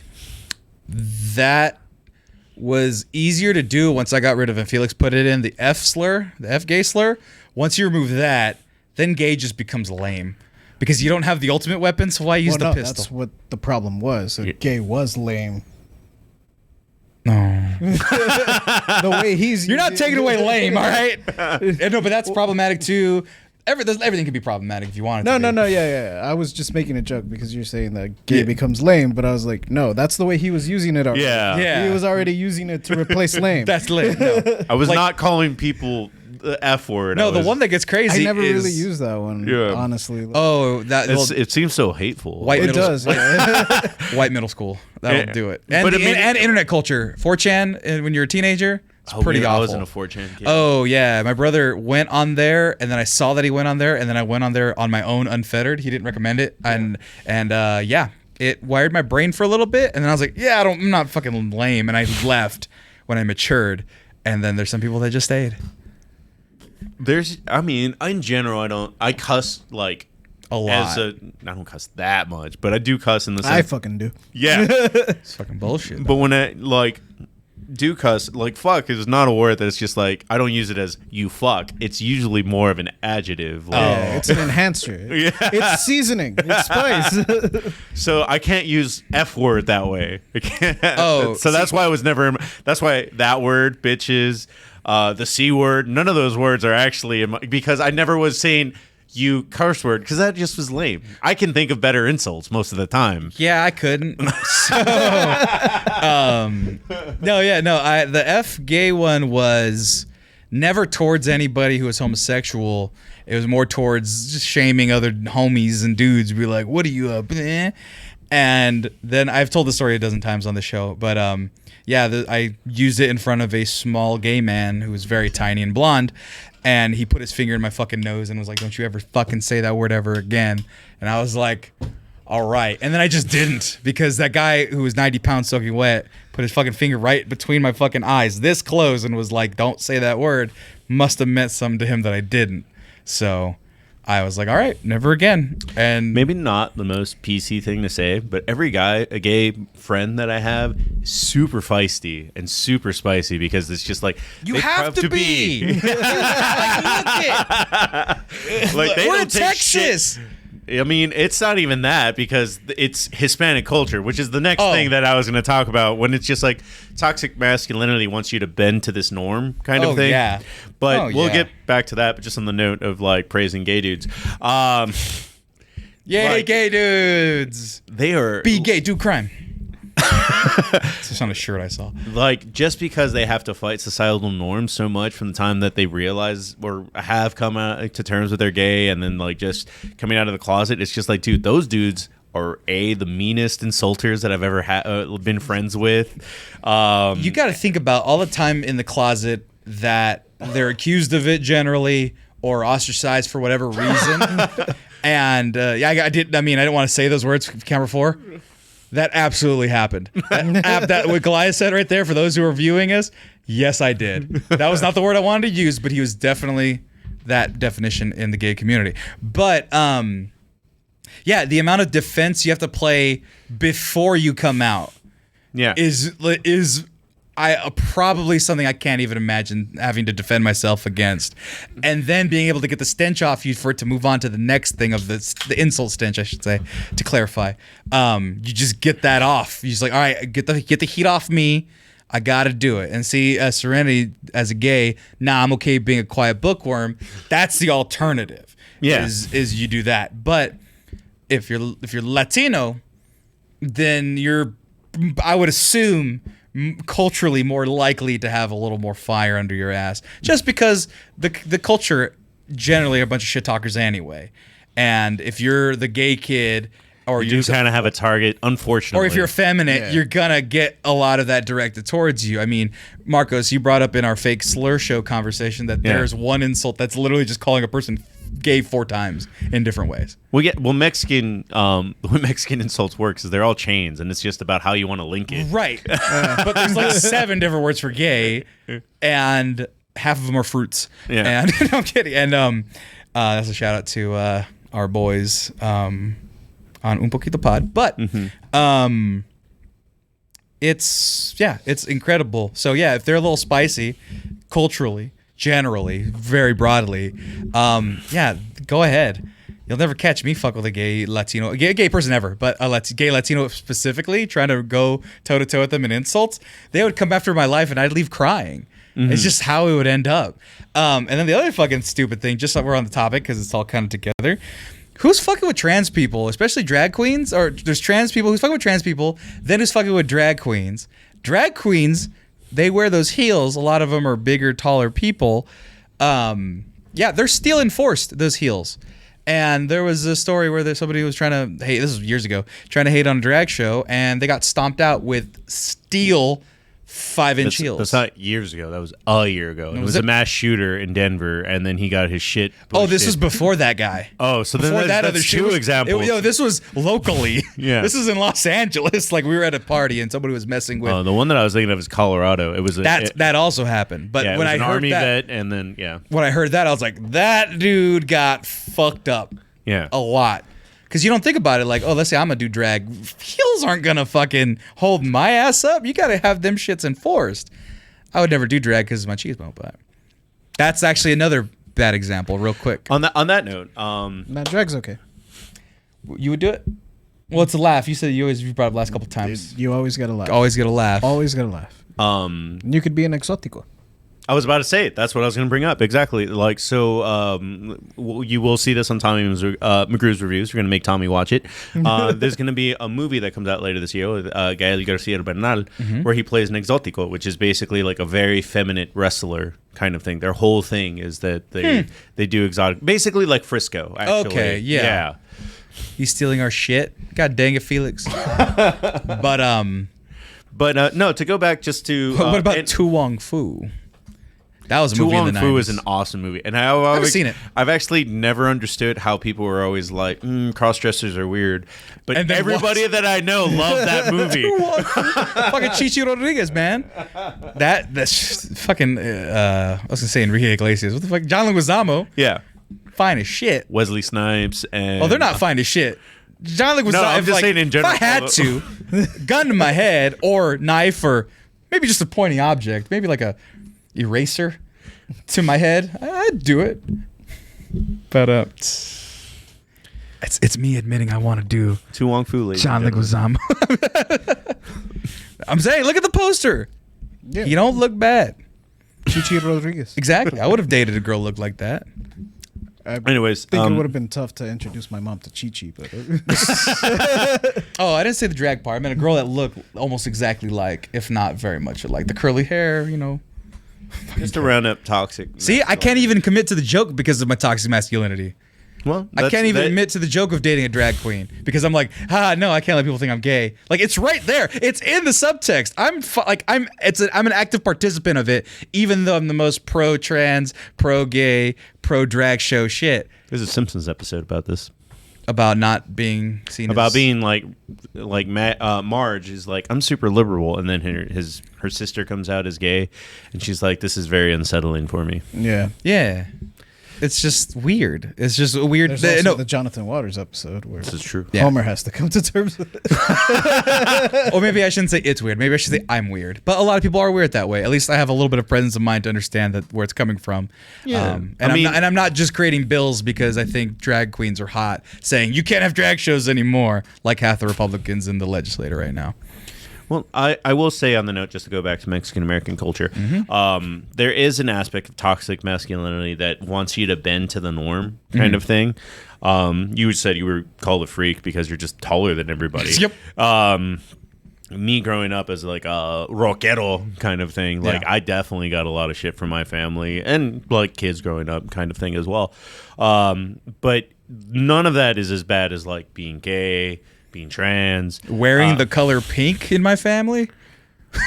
Like that it was as simple as that. Yeah. If you wore a pastel in my family, my dad wouldn't hate me. Yeah. He wouldn't beat me. He wouldn't say anything bad about me.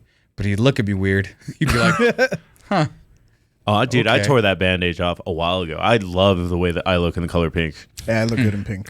Yeah, your shirt has pink font on it right now. Yeah. I know. I've elevated to purple. That's about as far as I'll go right now, as it were. I don't look good in purple. I look great in purple, to be fair. Most of the like high school dances that I went to, I would wear like a pink shirt, like a pink button up with a black tie. Look fly as hell. Yeah. No, see, no, you're lucky that way. But Why are we are just in general, me and JJ in general are natural outcasts, so it's just easier for us to do that. That might be the only right, thing but I we're wear like- black all the time because, well, first of all, it's slimming. It's doing a great job. And then secondly, any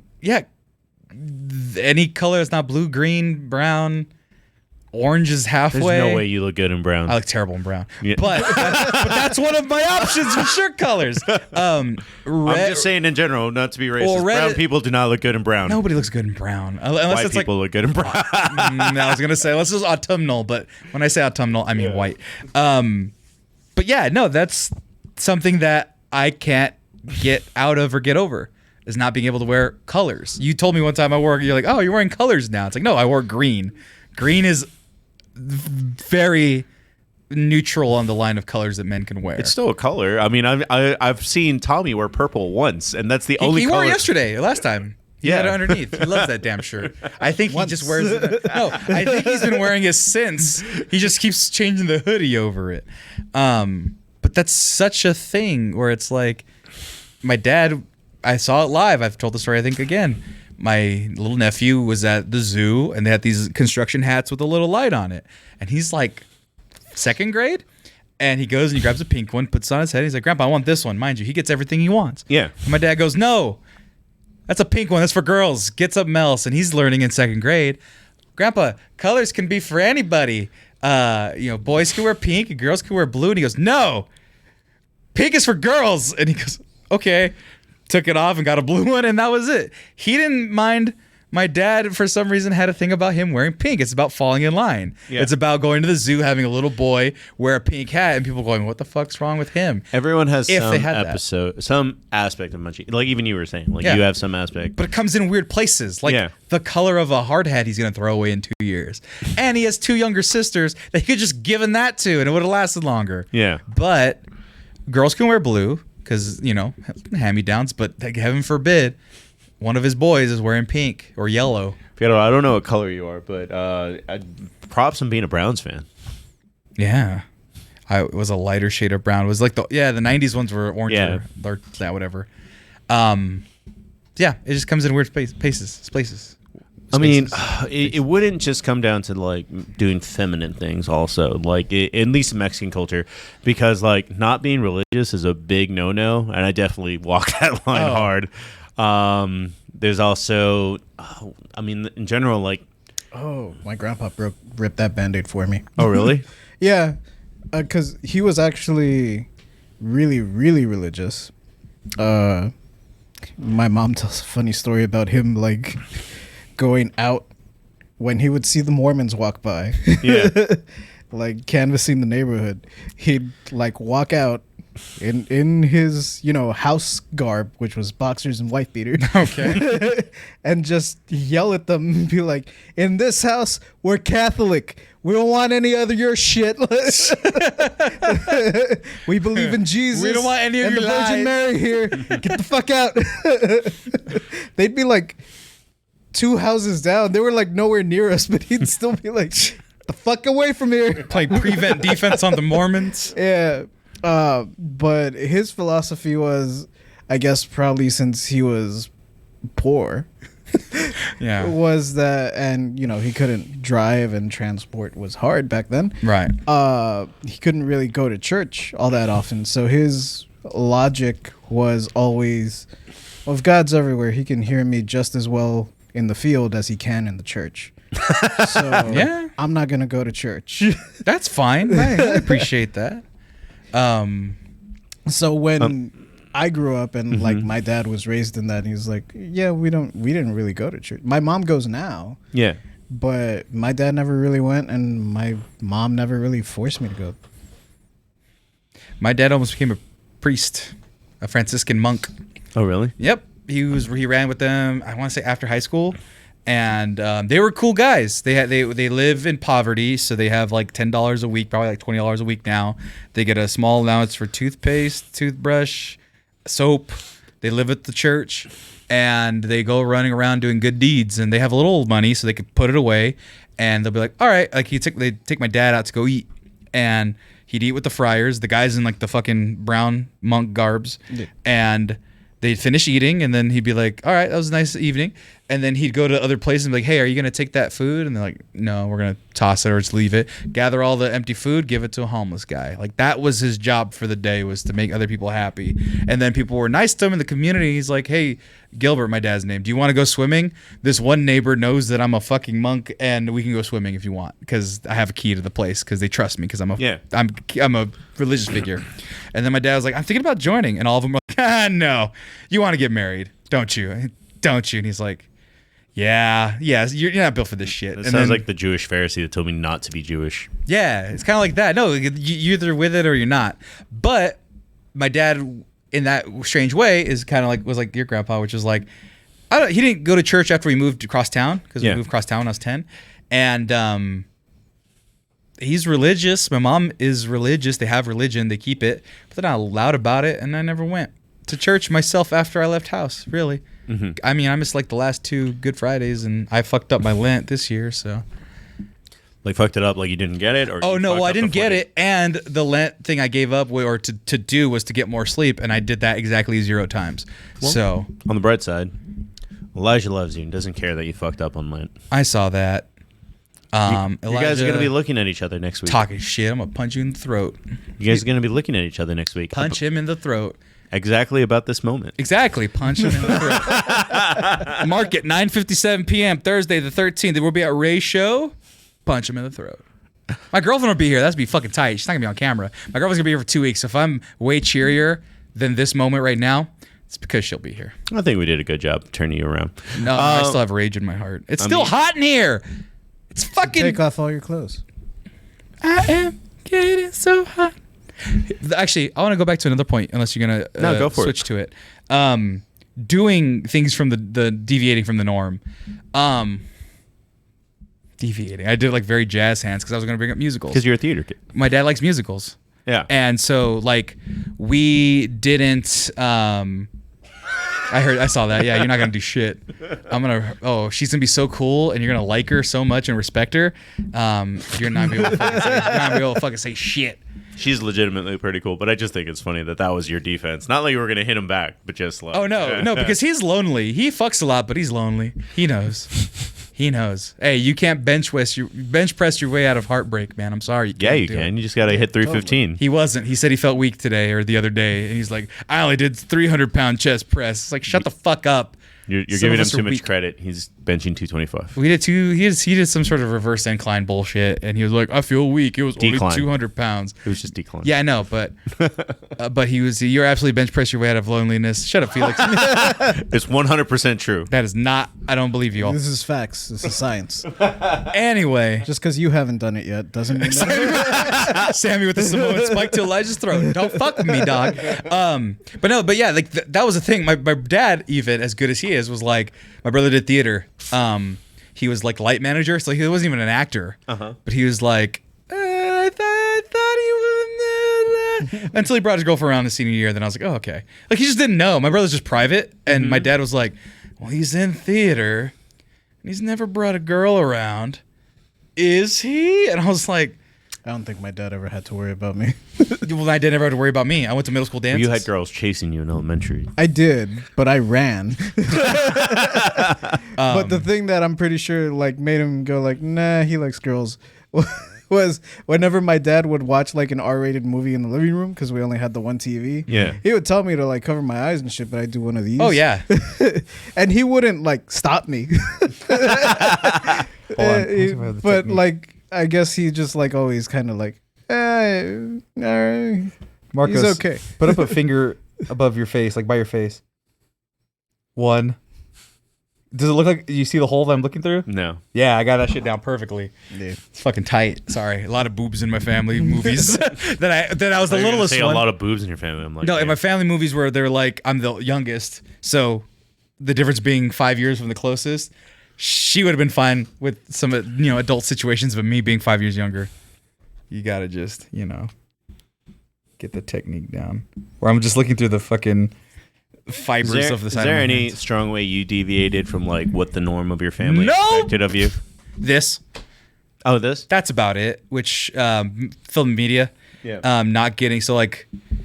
Let's see, I forget American literature. Did your parents want you to be a lawyer? No, they didn't. They didn't have any expectation of me, which is strange. So not to gloat, and not to disappoint for some of you out there, maybe. It was unified that my parents and that my siblings all thought I was the smartest. So whatever was going to happen, I was going to be fine. So when I decided to do film and movies, my dad didn't see the vision. He was like, fucking movies? He didn't deny it. He didn't get mad at it, but he was just confused.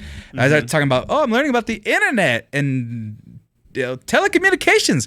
And he's like, I still don't get it. And it wasn't until about 4 or 5 years after college when it started being a more viable job opportunity, outside of podcasting, that he was starting to be like, oh yeah, the internet's a real thing. But I had to call my shot in 2007 and be like, I'm going to get into media when it's all changing, where DSL exists, but it's still not cable. It's still not fast. And so he trusted it, but thought it was a little bit strange because I wasn't in American Lit, which is my sister. My other sister was, I forget what the hell she was. Brother was psychology. So they let us forge our own path. The only thing I had to do was graduate in 4 years. That was the only thing I had to do. I mean, not one of you went STEM, so I mean, you were not that far off. No, but like politician, teacher. That's pretty much down the line though of what you would be. My dad worked for a union. My mom worked for the IRS, and they were teachers before. So teacher, politician, or lobbyist essentially, and for good, and media dork. Podcaster, and now I'm in politics too, so I didn't even deviate that far. And I like politics, and I actually like politics because I'm good at it, surprisingly, which is bullshit because it fucking sucks here in Texas. But yeah, so no, I'm a good fight. That's my problem. I don't deviate. I do what I'm told, and which is why I speak the way I speak. I don't have any accent because my dad was like, take English and take the hardest English, and don't. He spoke very clearly and made sure I did not learn any sort of accent. I speak clearly, speak formally. I mean, your dad doesn't have an accent. He doesn't, but he can on certain words. Aw, he code switches.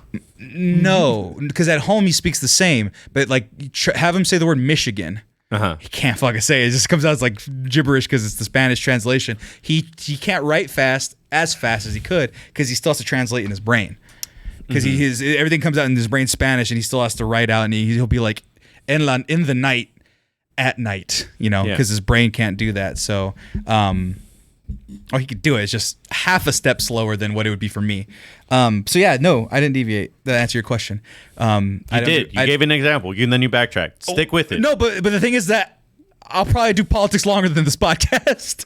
No, I don't know about that. That's up to you, fucks. I was about to say you've been podcasting for like 15-ish years. 9 years. 2014 is when I started. You have Almost a 10 YouTube years. channel in 2007 is what you just said. So Oh no, 20-ish I know. years. I did YouTube videos in 2006. Yeah. I didn't stay consistent. No, it doesn't matter. You did it in 2007. Is that my fucking checkpoint? God damn it! That means Yeah. I'm failing longer than I wanted to. No, you just need a constant. We'll talk about that in a bit. But it's just you tried for 20 years, so you need to do politics for 20 years. So I don't think you're Well, going to hit that point. You're going to retire before then. I won't ever retire.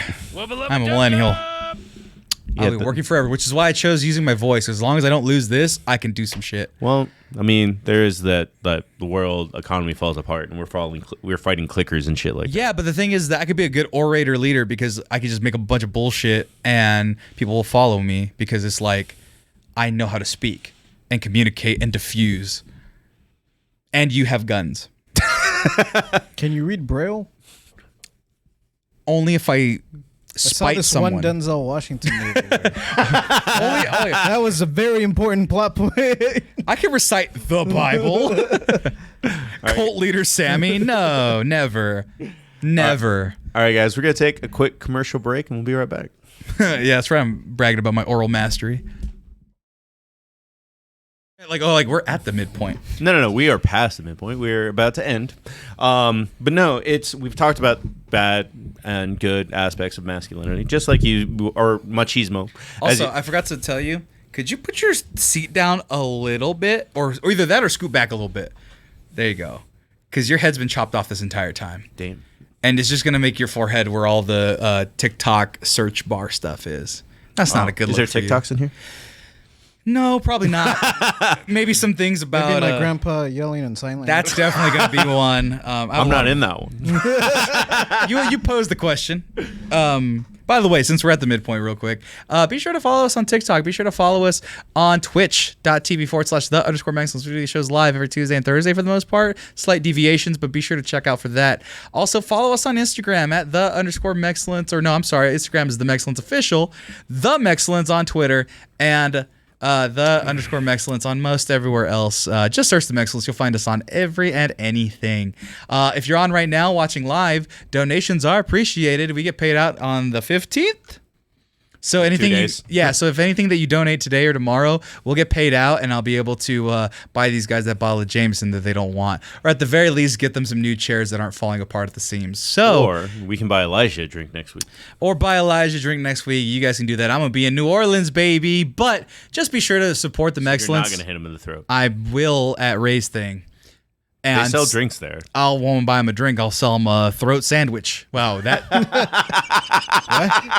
Nancy Reagan here?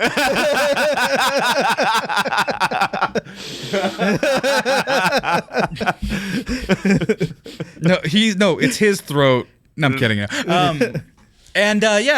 the other thing. On YouTube and other places, I've had this comment about 3 or 4 times in the last month or so. Wow, you guys are really funny. Or, wow, you guys should be bigger. Yeah. I'm not Help trying us to out. get any bigger. Oh, well, me either. You But don't want to be the thick click anymore. no, that name's taken. We got to be the Chorizo Boys or something. That sounds worse. What's going on here?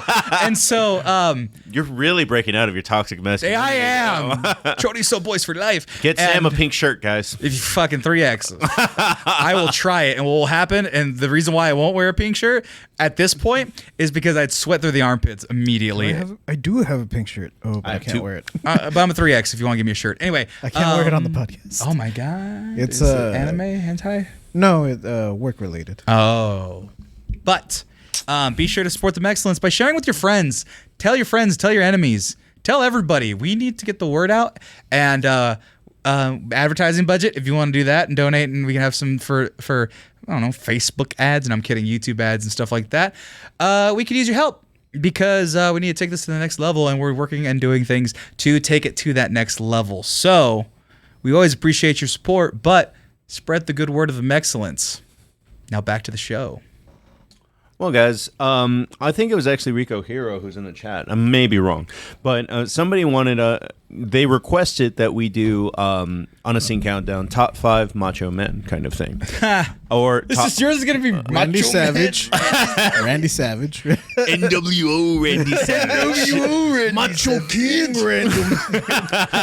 Bonesaw in Spider-Man. What was Wrestler, yeah. And Dial M for Monkey. I do not like your kicks so high. I do not like them, Sam R.I. That's the only thing I remember from that And the episode. Slim Jim Man. Warhorse? No. And Miss Elizabeth's husband. Thanks, Rico Hero. He did the call for 1,000 bits. Awesome.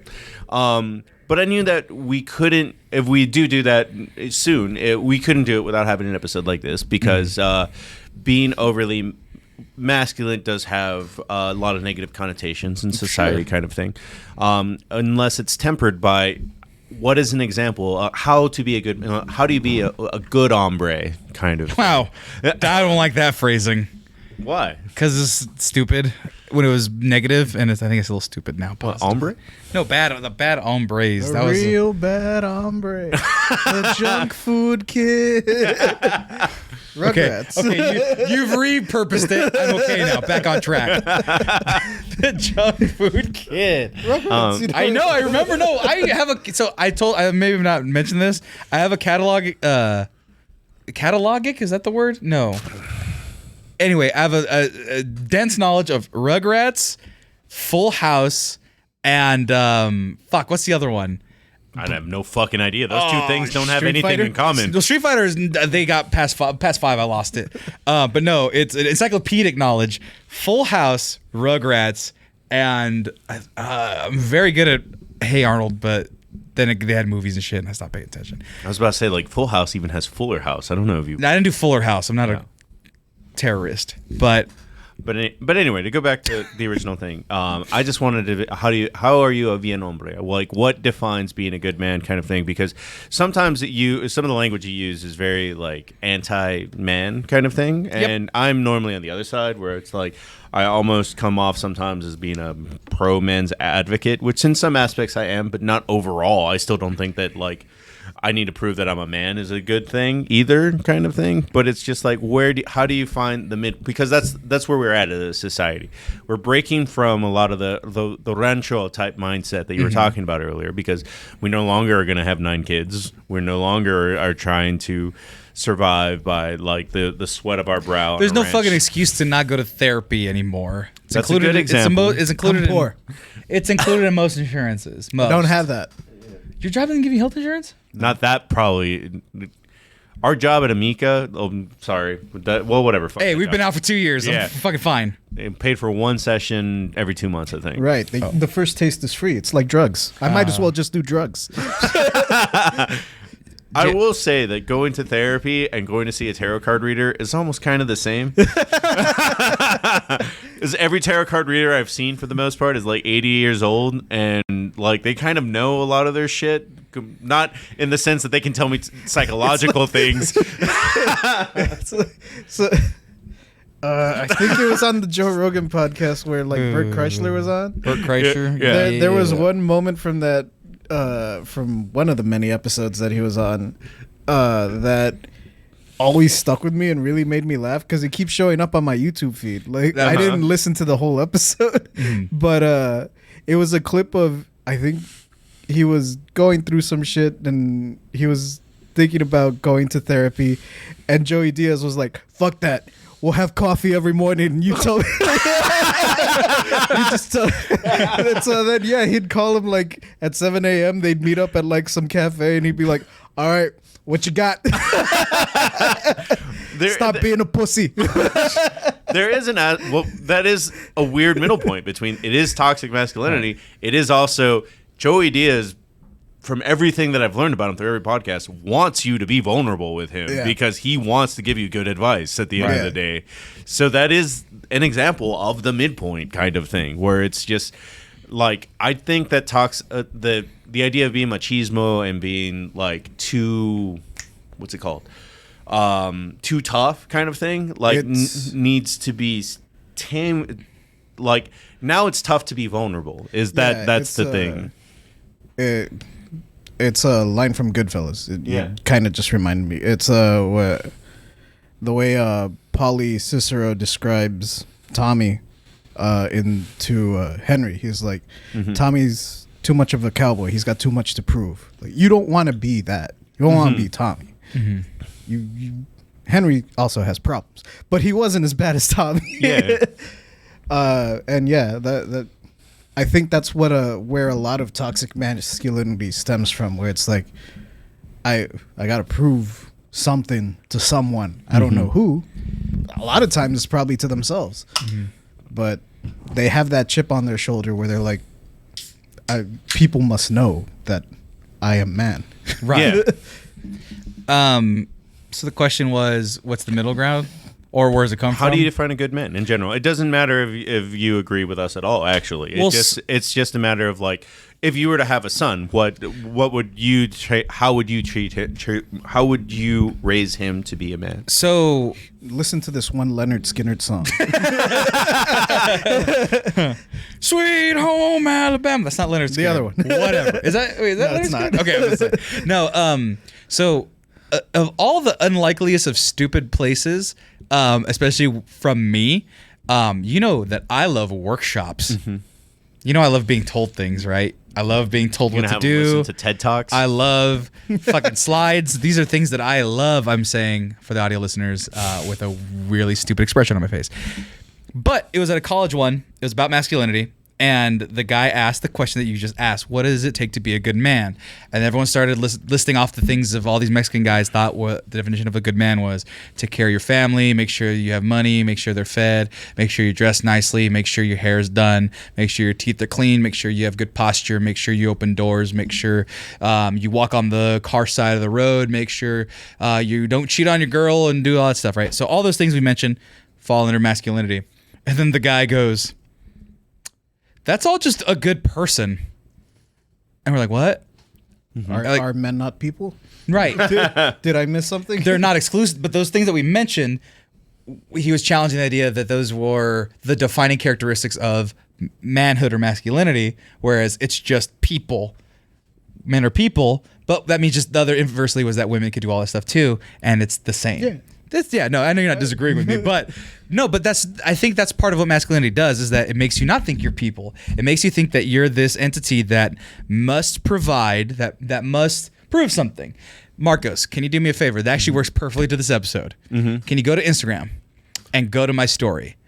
So when you get to, my personal The Mexcellence, I tell this because if you follow me on Instagram and if you've watched the show, I have a thing about man cults. And I use the term man cults. I invented it in the sense that these are clubs, organizations, challenges that people sign up for. And these are people who are businessmen. They seem to be in their early to mid 40s, maybe their 50s. And you got your stories removed. What? It said you got your stories removed. Is that The Mexcellence, or I'll just pull it up on my phone then? No, I pulled it up. Like there's aspects here, but one of the stories got pulled is what it said when I logged in. Go ahead. Keep going. Is there the audio one? Oh, it's on the top right. There you go. Which one got removed? I didn't look at it. Okay, go back. Like pause it or get to there. Okay, so put it back to me so I can describe what I'm talking about real quick. Thank you though. So all this epic music. So the idea is, these men have all this expendable money, and every single one of these video testimonials are them saying, I need to do something. I need to provide. I'm lacking something. I'm feeling empty. My wife's unhappy. I'm unhappy. My kids are unhappy. And they're explaining all of these things that they feel unworthy of in the current moment. And so this one I found this morning was called, was it Rise Up Kings or something like that? And it's a Christian one where it's like, find yourself, be closer to God, find yourself, be closer to your family, and all this shit, right? It's telling you all this shit. And all I thought was, this is masculinity gone horribly, horribly fucking wrong, because it's a bunch of insecure people that can't talk about their feelings. now you can play the clip. So I do want to say two things. Before, Yeah. Like it gets one. Somebody brought up Fight Club, which is an example of toxic masculinity. Oh, you're not supposed to like Tyler Durden, you fools. Fight Club is written by a gay dude that was just kind of like, I want to write something to the point that it's a cartoon, and most people didn't realize that. Right. Well, the movie script changed it to make Tyler more likable. Oh, is that what it is? In the book, he's a piece of shit. Right. In the book, you will definitely not like Tyler, but in the movie, they cut all that unlikable stuff out, or the majority of it. Right. And then just to go back to what you were saying is that, and this will be something that I add to later, is just whether you're going back to your original or one of your other points, whether you're a man or a woman, the world just makes you feel insecure at the end of the day. Well, I would vote capitalism does that more so than the world. The world will is capitalistic. Well, chicken egg, but essentially, the world inherently will make you feel vulnerable. Yeah. Capitalism will make you feel unworthy, and that's the poison that these people are sipping and trying to heal from. Because being incapable in the world, you just fucking die. Which is why you get machismo, because you need to build a shield and a set of boundaries and rules that you can build to defend yourself from the elements of the world's inherent cruelty. This is a different sect of that, which is interpersonal, cultural, capitalistic shit. Now you can play it and you can listen to what they're saying. And please turn the volume up and start it fresh, because this first line is fucking insane.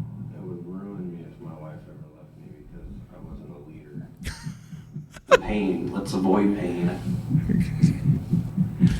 Hit the next one. No, that's good. Keep it rolling. Guys There's only like 6 of them. go through this, and they are not the same man when they walked out of there. I've seen some of them fight back for the first time in their life. Line. No, she's feeling emotions. I don't think you understand. It looked like she was feeling that Taco Bell from last night. Because you can agree and you can He's saying that his wife doesn't understand him. feel her. You can feel the hurt you cause her. And that hurt is a direct result of your lack of leadership. There's no other way to say it. There's nobody faults but yours. And the price of not going is divorce. Like, most of us need that nudge to get past. And if you're watching this is the nudge. Like, there might not be another one. Like, this is it. There's so much on the line. And if you don't do it here, where are you gonna do it? Like, where? Like, are you okay just living this life? Sir, I'm not white or Christian. This doesn't speak to me. Right. Right. No, so, but like all of this fanfare, I don't want my wife to leave me because I'm not a leader. The only answer of not doing this thing is divorce. This woman who, God, I don't know who this woman is just like, this is your only chance to make everything right. And it's like, just talk to your wife, communicate, be like, hey, honey, I feel like shit because you make more money than me. Talk. Screw that. I want to be manly. I want to roll. I want to roll in the mud with man. There is an aspect of it that is just like you don't. There's not a lot of places you can be a man at the end of the day. Right. Yeah. And so what my cousin said, well, you would say just join boot camp again. My cousin was like, oh, I'd pay $5,000. It costs $5,500 to do to go to football practice for 3 days. Right. Well, that's the thing is like there's so many like. I know what this is. This is just making money off people's insecurities, right? 100%. But it's just kind of like there's so many things that you can do, right? I mean, you can pick up archery for $200. You can pick up wrestling for but Screw that. These guys have money. They can take up Formula One. Right. They are the dudes that can afford the project car that I cannot. Right, exactly. Right. No, but the thing is that you're missing is that those are all individualistic endeavors, or at least the ones you mentioned briefly. Yeah. Wrestling you have to find dudes, but that could be gay. No, just saying, right? Yeah. The Christian guys, it could be gay wrestling. So you talk about hobby cars, that's by yourself, unless you join a car club, which is why people build that society, or you could prove to other men that I have the money, the status, and now the connection with God and my wife and the big pee-pee. You don't know car people because they 100% are a community that supports themselves. That what? Oh no, that they support each other. no, that's what I'm saying. That's good. No, but that's what I'm Yeah. saying. If you're doing a car thing, you have to join that community if you want that missing piece. Yeah, Otherwise, if you you give Paul Walker pulling up to a Vin Diesel and it's like race your pink slips. right, but if you give these guys a car, they wouldn't know what to do with it because they're already so isolated. The fact that you can't talk to your wife and be like, she's saying to you, "You don't understand me." And you know it's hurting her and you can't do anything about it. It's because of your lack of leadership, JJ. Or you just never said, hey, hon, help me understand what you mean. I don't know what I'm doing here. I don't know how to be emotionally, I don't know how to emotionally connect because my dad didn't teach me because his dad beat the shit out of him because he was in World War I. You know, it's this big fucking falling domino effect of not doing that. So that's the bad part. Yeah. The good part is, I said it earlier, and it was a quote from Peter Cullen, Optimus Prime, where he was talking about making the voice for it. Yeah. And he was like, he was going in for the read, and the guy, he was with his brother, and he was like, I don't know how I should do this read. I don't know what I do. His brother was in the military, and he said, something along the lines of his brother told him, have the strength to be gentle, or something along those lines. And Peter Cullen then goes in, instead of being like, hi, I'm Optimus Prime, like super heroic, he's like, I'm Optimus Prime, right? And he does that real rich and deep and courageous and inspiring voice. And when I have that example, that's what masculinity is to me. That good balance is having the power to wield it and wielding it for good, and trying to use it in a way that influences the betterment of others. That, if you want to talk about specifically masculinity, because if masculinity is anything different than femininity or just being a good person, I would say that men tend to strive for power more. Yeah. Based off of, I argue biologically, the hunter element or the whatever, right? The hunt party, if you want to take it down to that bare root. But like I said, even the women in Mexican culture fucking pulled up rifles and fought alongside men. Yeah. So vaguely that example, if it's power, I don't think women grab for power broadly like men do. And so when you have that power, it's yielding it for good. And once again, that's not to say women don't yield power or they can't have it. I don't think they lust for it like men are taught to. And I think every man is taught to, no matter how good they are. I think every man has been taught from society, at least American culture, to gain power or status. And the only way masculinity can be good is if you use it for something worth a damn. I do want to start off by bringing up what Goliath said. I do apologize that I'm going to be looking off camera because this was a while ago, right as I asked, how do I be a good person? Is it the long text? Yeah, the long text. I'll pull it up over here. Tell me when you're ready. Got it. You can pull it up for. Oh, wrong one. Oh, no. Coming from a trans man, being a man is being able to lead, but being able to listen and learn from others. Being emotionally open and available. Being compassionate, empathetic, and being willing to do everything you can for the people that you love. So this is I'm going to start with the fictional thing, and then I'll go on to real examples. But Rocky is a really good example of masculinity kind of thing, because the whole first two movies are actually a love story. Yeah, honestly, it's about him. It's a little creepy though, and he forcefully kisses her in his apartment that one time. It's the 70s, so I mean, you can't. I'm just saying. Yeah. I'm just saying. When you watch Rocky and you're like, "Oh, it's a good movie," I'm gonna show it to his 13-year-old child, nephew or whatever, and you're like, "Ooh, don't do that though." I actually saw Rocky backwards. I saw Rocky 4 millions of times, and then eventually, it's not in the movie. He's known her for a while, so this isn't like their first. It's not translated well though. It's not in that scene. I agree with you, but yeah, it's they've known each other since childhood. But going back, he stands up for her, he defends her all the time, and it's not a gender role. He does that to everybody. Yeah, and I was actually going to start with Rocky Balboa of all of them, the sixth movie. But there's just a really sweet moment where he's helping a girl that gave him shit. I think in Rocky 1, actually. Yeah, it is.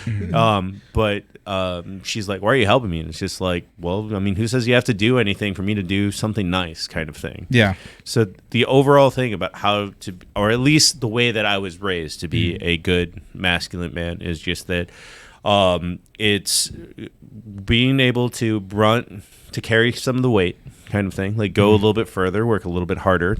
But that's the good masculine energy.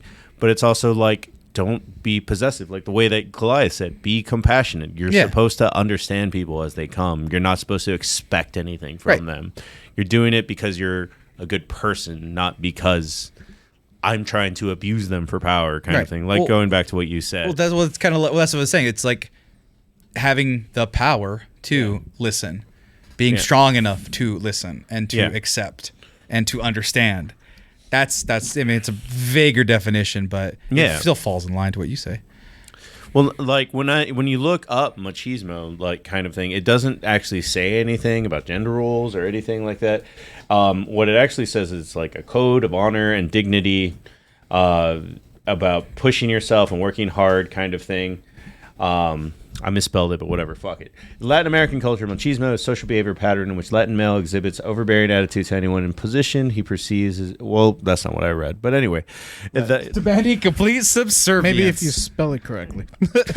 Not machismo, whatever you spelled as. No, it still shows up. But that's not what I when I looked it up earlier was honor and dignity and about... Maybe maybe it has to do with our different search histories, kind of. But, well, hey, that's the excellence junk search. Actually, no, that goes to my main one, I think. So yeah. But anyway, like it's about trying to be honest, upfront, good, hardworking. But I do think in the new era of where we're living, you do need to temper it with compassion and not trying to be possessive over things. Like there is a aspect of like, you got to be able to let things go. You're doing things because it's the right thing to do, not because you expect anything back. Right. I think it's part of that capitalistic thing where it's like, I need to be better and I need more, whatever it is. Attention, love, affection, I gave money. up on the capitalistic game a long time ago. Literally every job interview that I ever do is like, I don't care about how much money I make. I care that I'm making a difference. Oh no! If I'm gonna play their fucking game, I better get more dollar points than other people. God damn it! I don't give a fuck about that. Oh no! Now I found a job I like. It's like, oh, give me more dollar points and I can. Work hard and I care about being able to pay rent, so I still care about that much money. Yeah, that much money, yes. Yeah. I care about $1,500 a month. Can I buy a game every month? Cool. It has been mathematically like done by psychologists. But I also don't have a kid or a wife or anything. So. Yeah, by psychologists and economist that 120,000 is like the perfect point. Nothing gets better after that. Nothing gets more better after 120. I learned. Yeah. Yeah. After 120, you'd actually your happiness scale. I don't know how they measured happiness, by the way, but it becomes like it starts going downhill. Well, yeah, it's because you start thinking you have more money than you can use to buy other things. Like, oh, I'm gonna buy a boat, and it's like, cool. Now I gotta maintain this fucking boat. That's not fun. It's not the 120, but I remember this from working at the casino. If you come across a mill, sorry, I'm laughing at Savage Mandy. I'll never make 120. It's cool. But yeah, if you somehow make it to a mill, and get that millie. Half of it goes to taxes. If you're not super careful with it, it's gone.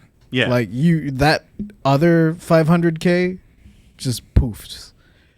That's why there's so many like tragedies revolving around the lottery. Mm-hmm. They win big and then they spend big. The money rarely brings happiness to these people, unfortunately. It's okay. I'll win the lottery. I'll be happy with it. Don't get me wrong. I'll if you give me your money out there, listeners, I'll be happy. Especially if you give me $120,000, that'd be fucking tight.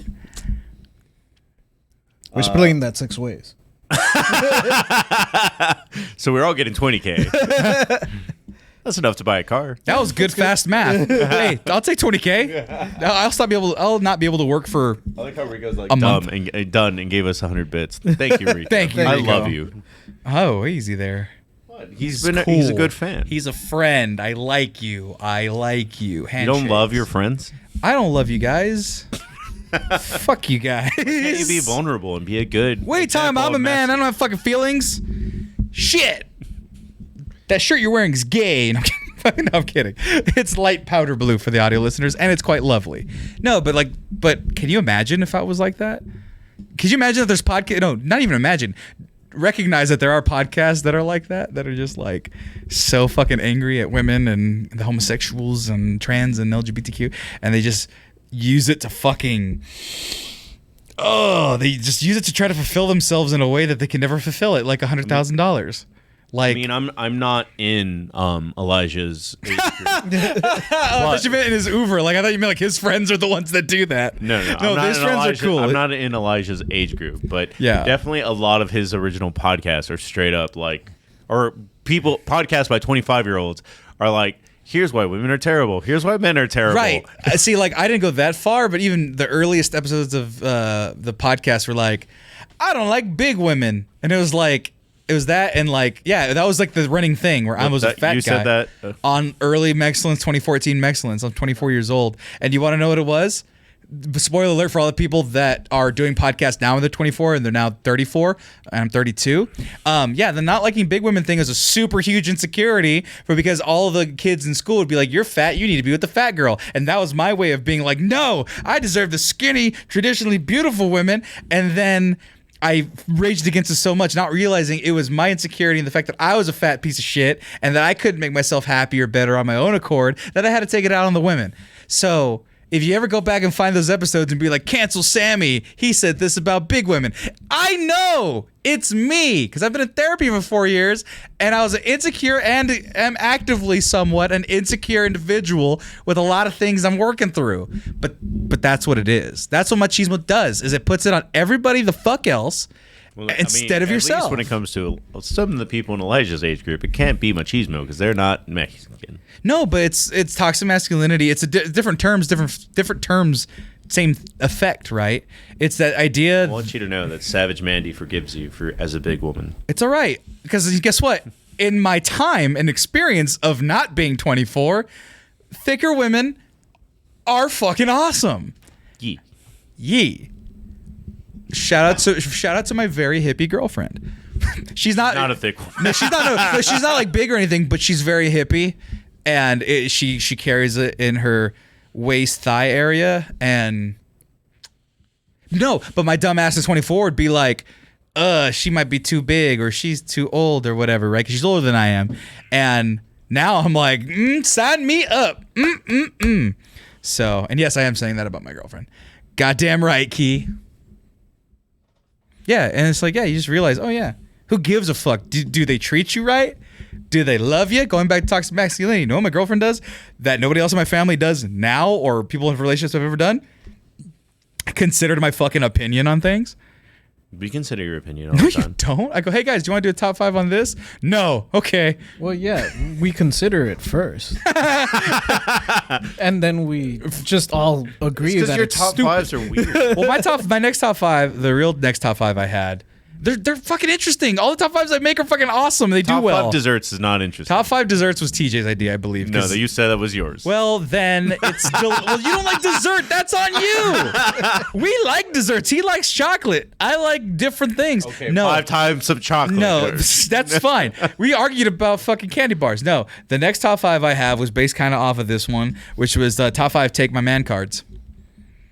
So that is a good one. So that's not the normal like pedigree that you have. Right. No, but I come up with hits sometimes. But yeah, the 5 things that a stupid idiot would take your man card away from for you. Excuse me. Something that a person would take your man card away from you for activity, hobby, etc., etc. My recent purchases. What'd you buy? Spoiler. I bought number 6. A new set of pots and pans and hair ties. The hair tie thing is like, but there's so many long hair that's like a new thing now. But hair ties would be one of those ones where it's like, they're pretty. Oh, you got like scrunchy styles, like colorful No, ones? hell no. Oh, okay. But they're I mean, colorful. I buy headbands. They're like, nice. Right. I also bought a headband. Yeah, like my number 6 would be candles, scented candles. I fucking love me some scented candles. I can like do a that. lot. I don't think that's feminine at all. It's when you're going to Ross and smelling them with the other old Mexican ladies. it can be a little off-putting. No, I mean the thing is like, I where's the worked at line? Kohl's. We did that as a dare. Oh, well, this one's. No, we had Yankee Candle, which is like the. Oh yeah, the Yankee I candles. was about to say Good. Kohl's is Yeah, just that's like the another ones that Kohl Ross. sells. Oh, you're talking about just the power of the Yankee candles trying to smell them. Yeah. Because those can make you sick if you're like. Oh no, there were some that were just legit shitty. Oh, it's that's a what I shitty meant. smell. Oh yeah. Like not every candle at Ross is a winner. Not every candle at Kohl's and Yankee Candle is a winner. Oh, yeah, we're on the same page then. Hard side eyes on making Sammy. fun of us. She's like, it's so weird to genderize things, and I understand where you're coming from, but that is also still like Spanish is my first language, and everything has a gender. This chair is a girl. Unless you bring This them. mic is a boy. Yeah, but there's a lot of things like I would consider where people would be like, man card, and I'm like, no, you can't take it because it's a new age. That's also a very 20s thing that I don't think happens when you're 30. Right, because we don't fucking care. Yeah. But Number one, suck dick. no, that's the ultimate because that's the first of all, you're caring for a fellow man in the best way you possibly could. Perhaps one of them anyway, top 4, I'm assuming. Maybe I was bad at it, and that's why he's taking my. Oh, okay. Yeah, bad head is definitely a takeaway the man card. I've definitely like heard the argument that gay sex is the manliest sex because Yeah. there's no women involved. Exactly. Yeah. How do you think the Spartans did so well? They literally loved their fellow soldier. They literally did.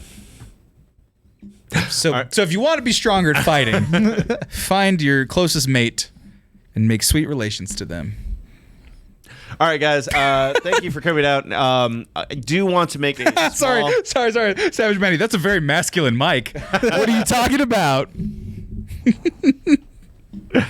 These are literally mushroom-shaped tips. Anyway. Do want to make a small shout out to Surreal Garden because they gave us all VIP passes for us to hang out with them. Oh my God. So be sure this Sunday to check out our Instagram because we are going to be plastering all of us. Maybe are you going? Nope.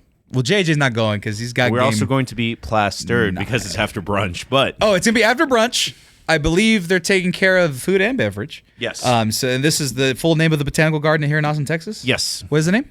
The Zilker Botanical Garden. Zilker Botanical Garden has gifted us as influencers. So thanks to you, we've been able to garner that status with our TikTok following, with all the things that we have on our socials, and we are going to have a lovely time. So if you want a sneak peek of all of our significant others at the time, you know, Tommy's got his girl there, I'm having my girl there. They might be holding the camera while we take sexy photos, and we have to Photoshop JJ in because he's got family time.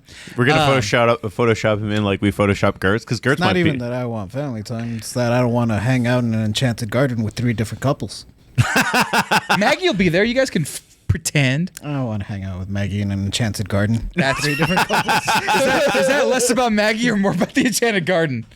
Mostly about the 3 different couples in the enchanted Oh, what are you talking about? None of us are PDA people. Actually, I'm a PDA people. Never mind. I'd be like, You're not that PDA. I hung out with you. Compared to you and Tommy. Well, Tommy gives his girlfriend 5 feet. Tommy orbits around his lady love like a sun and a planet. So yeah. So if you want to see that kind of stuff, we are going to try to take some cool photos. JJ unfortunately will be left out of all of the cool photos because of botanical gardens, not his groove. Grove. I hate you. Go check us out and go follow Zilker Botanical Garden on Instagram. I don't know the official tag, but if you search it, you'll find it. And be sure to shout them out when they inevitably take a picture of all of us bros wearing very nice clothes because we have to dress up because it's a nice event. So yeah, I'm also not doing that. yeah, I figured you would. I'm actually amazed by what Tommy's going to wear because Tommy was the first one to say yes, actually. Tommy's gonna wear a short sleeve button up that looks very nice, some khaki pants, the whatever sneakers he got, and his Tommy nice out here frolicking with his girl. Bro, he legit frolics with her. He had a fucking walk in the park. I actually frolic with my girl though, but the thing is that she's like, I already got my combat boots ready, and I'm like, combat boots, because she's like, kind of punkish, but not really. But she always has like ducks and stuff like that. So She's just no offense, because she's cool, super cool. She's like what is it? It's like it's not punk, but she's like a hard rock fan, like that. yeah, like she's not so far into emo or goth or any of those things, but she's not plain Jane. Yeah, she's like a 3 Days Grace fan. A Buck Cherry fan. A little more. Give her some more credit. Well, the fucking Zach, sidebar, Zach is our punk rock friend. It's his birthday today, right? Yeah. Happy birthday, Zach. You're never going to see this. You don't watch our show, but hey, Marcos will tell you that we did it. But no, he was making fun of a friend. They were having an argument about what kind of rock music they liked. Yeah. And he goes to his friend, you like Ice Nine Kills unironically. And I was like, bitch, my girlfriend, that's her favorite band. I saw them. So Ice Nine Kills is, if you want to get a gist of what my girlfriend's like, that's her favorite band. Go check them out.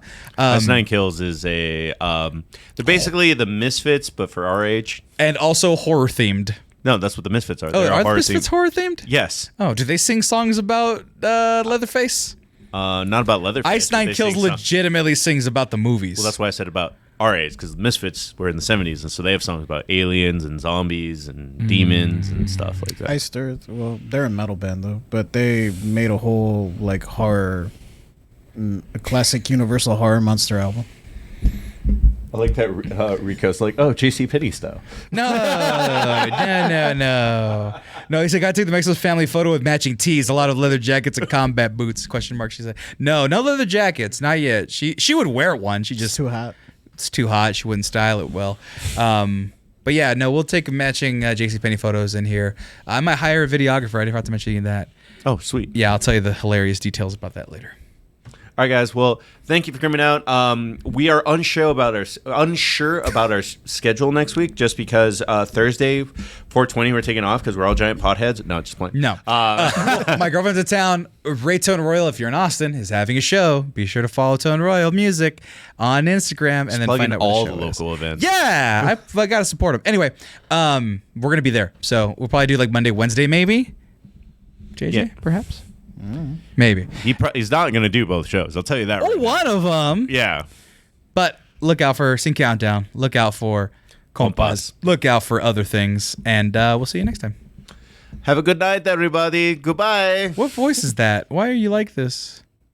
Where's our music?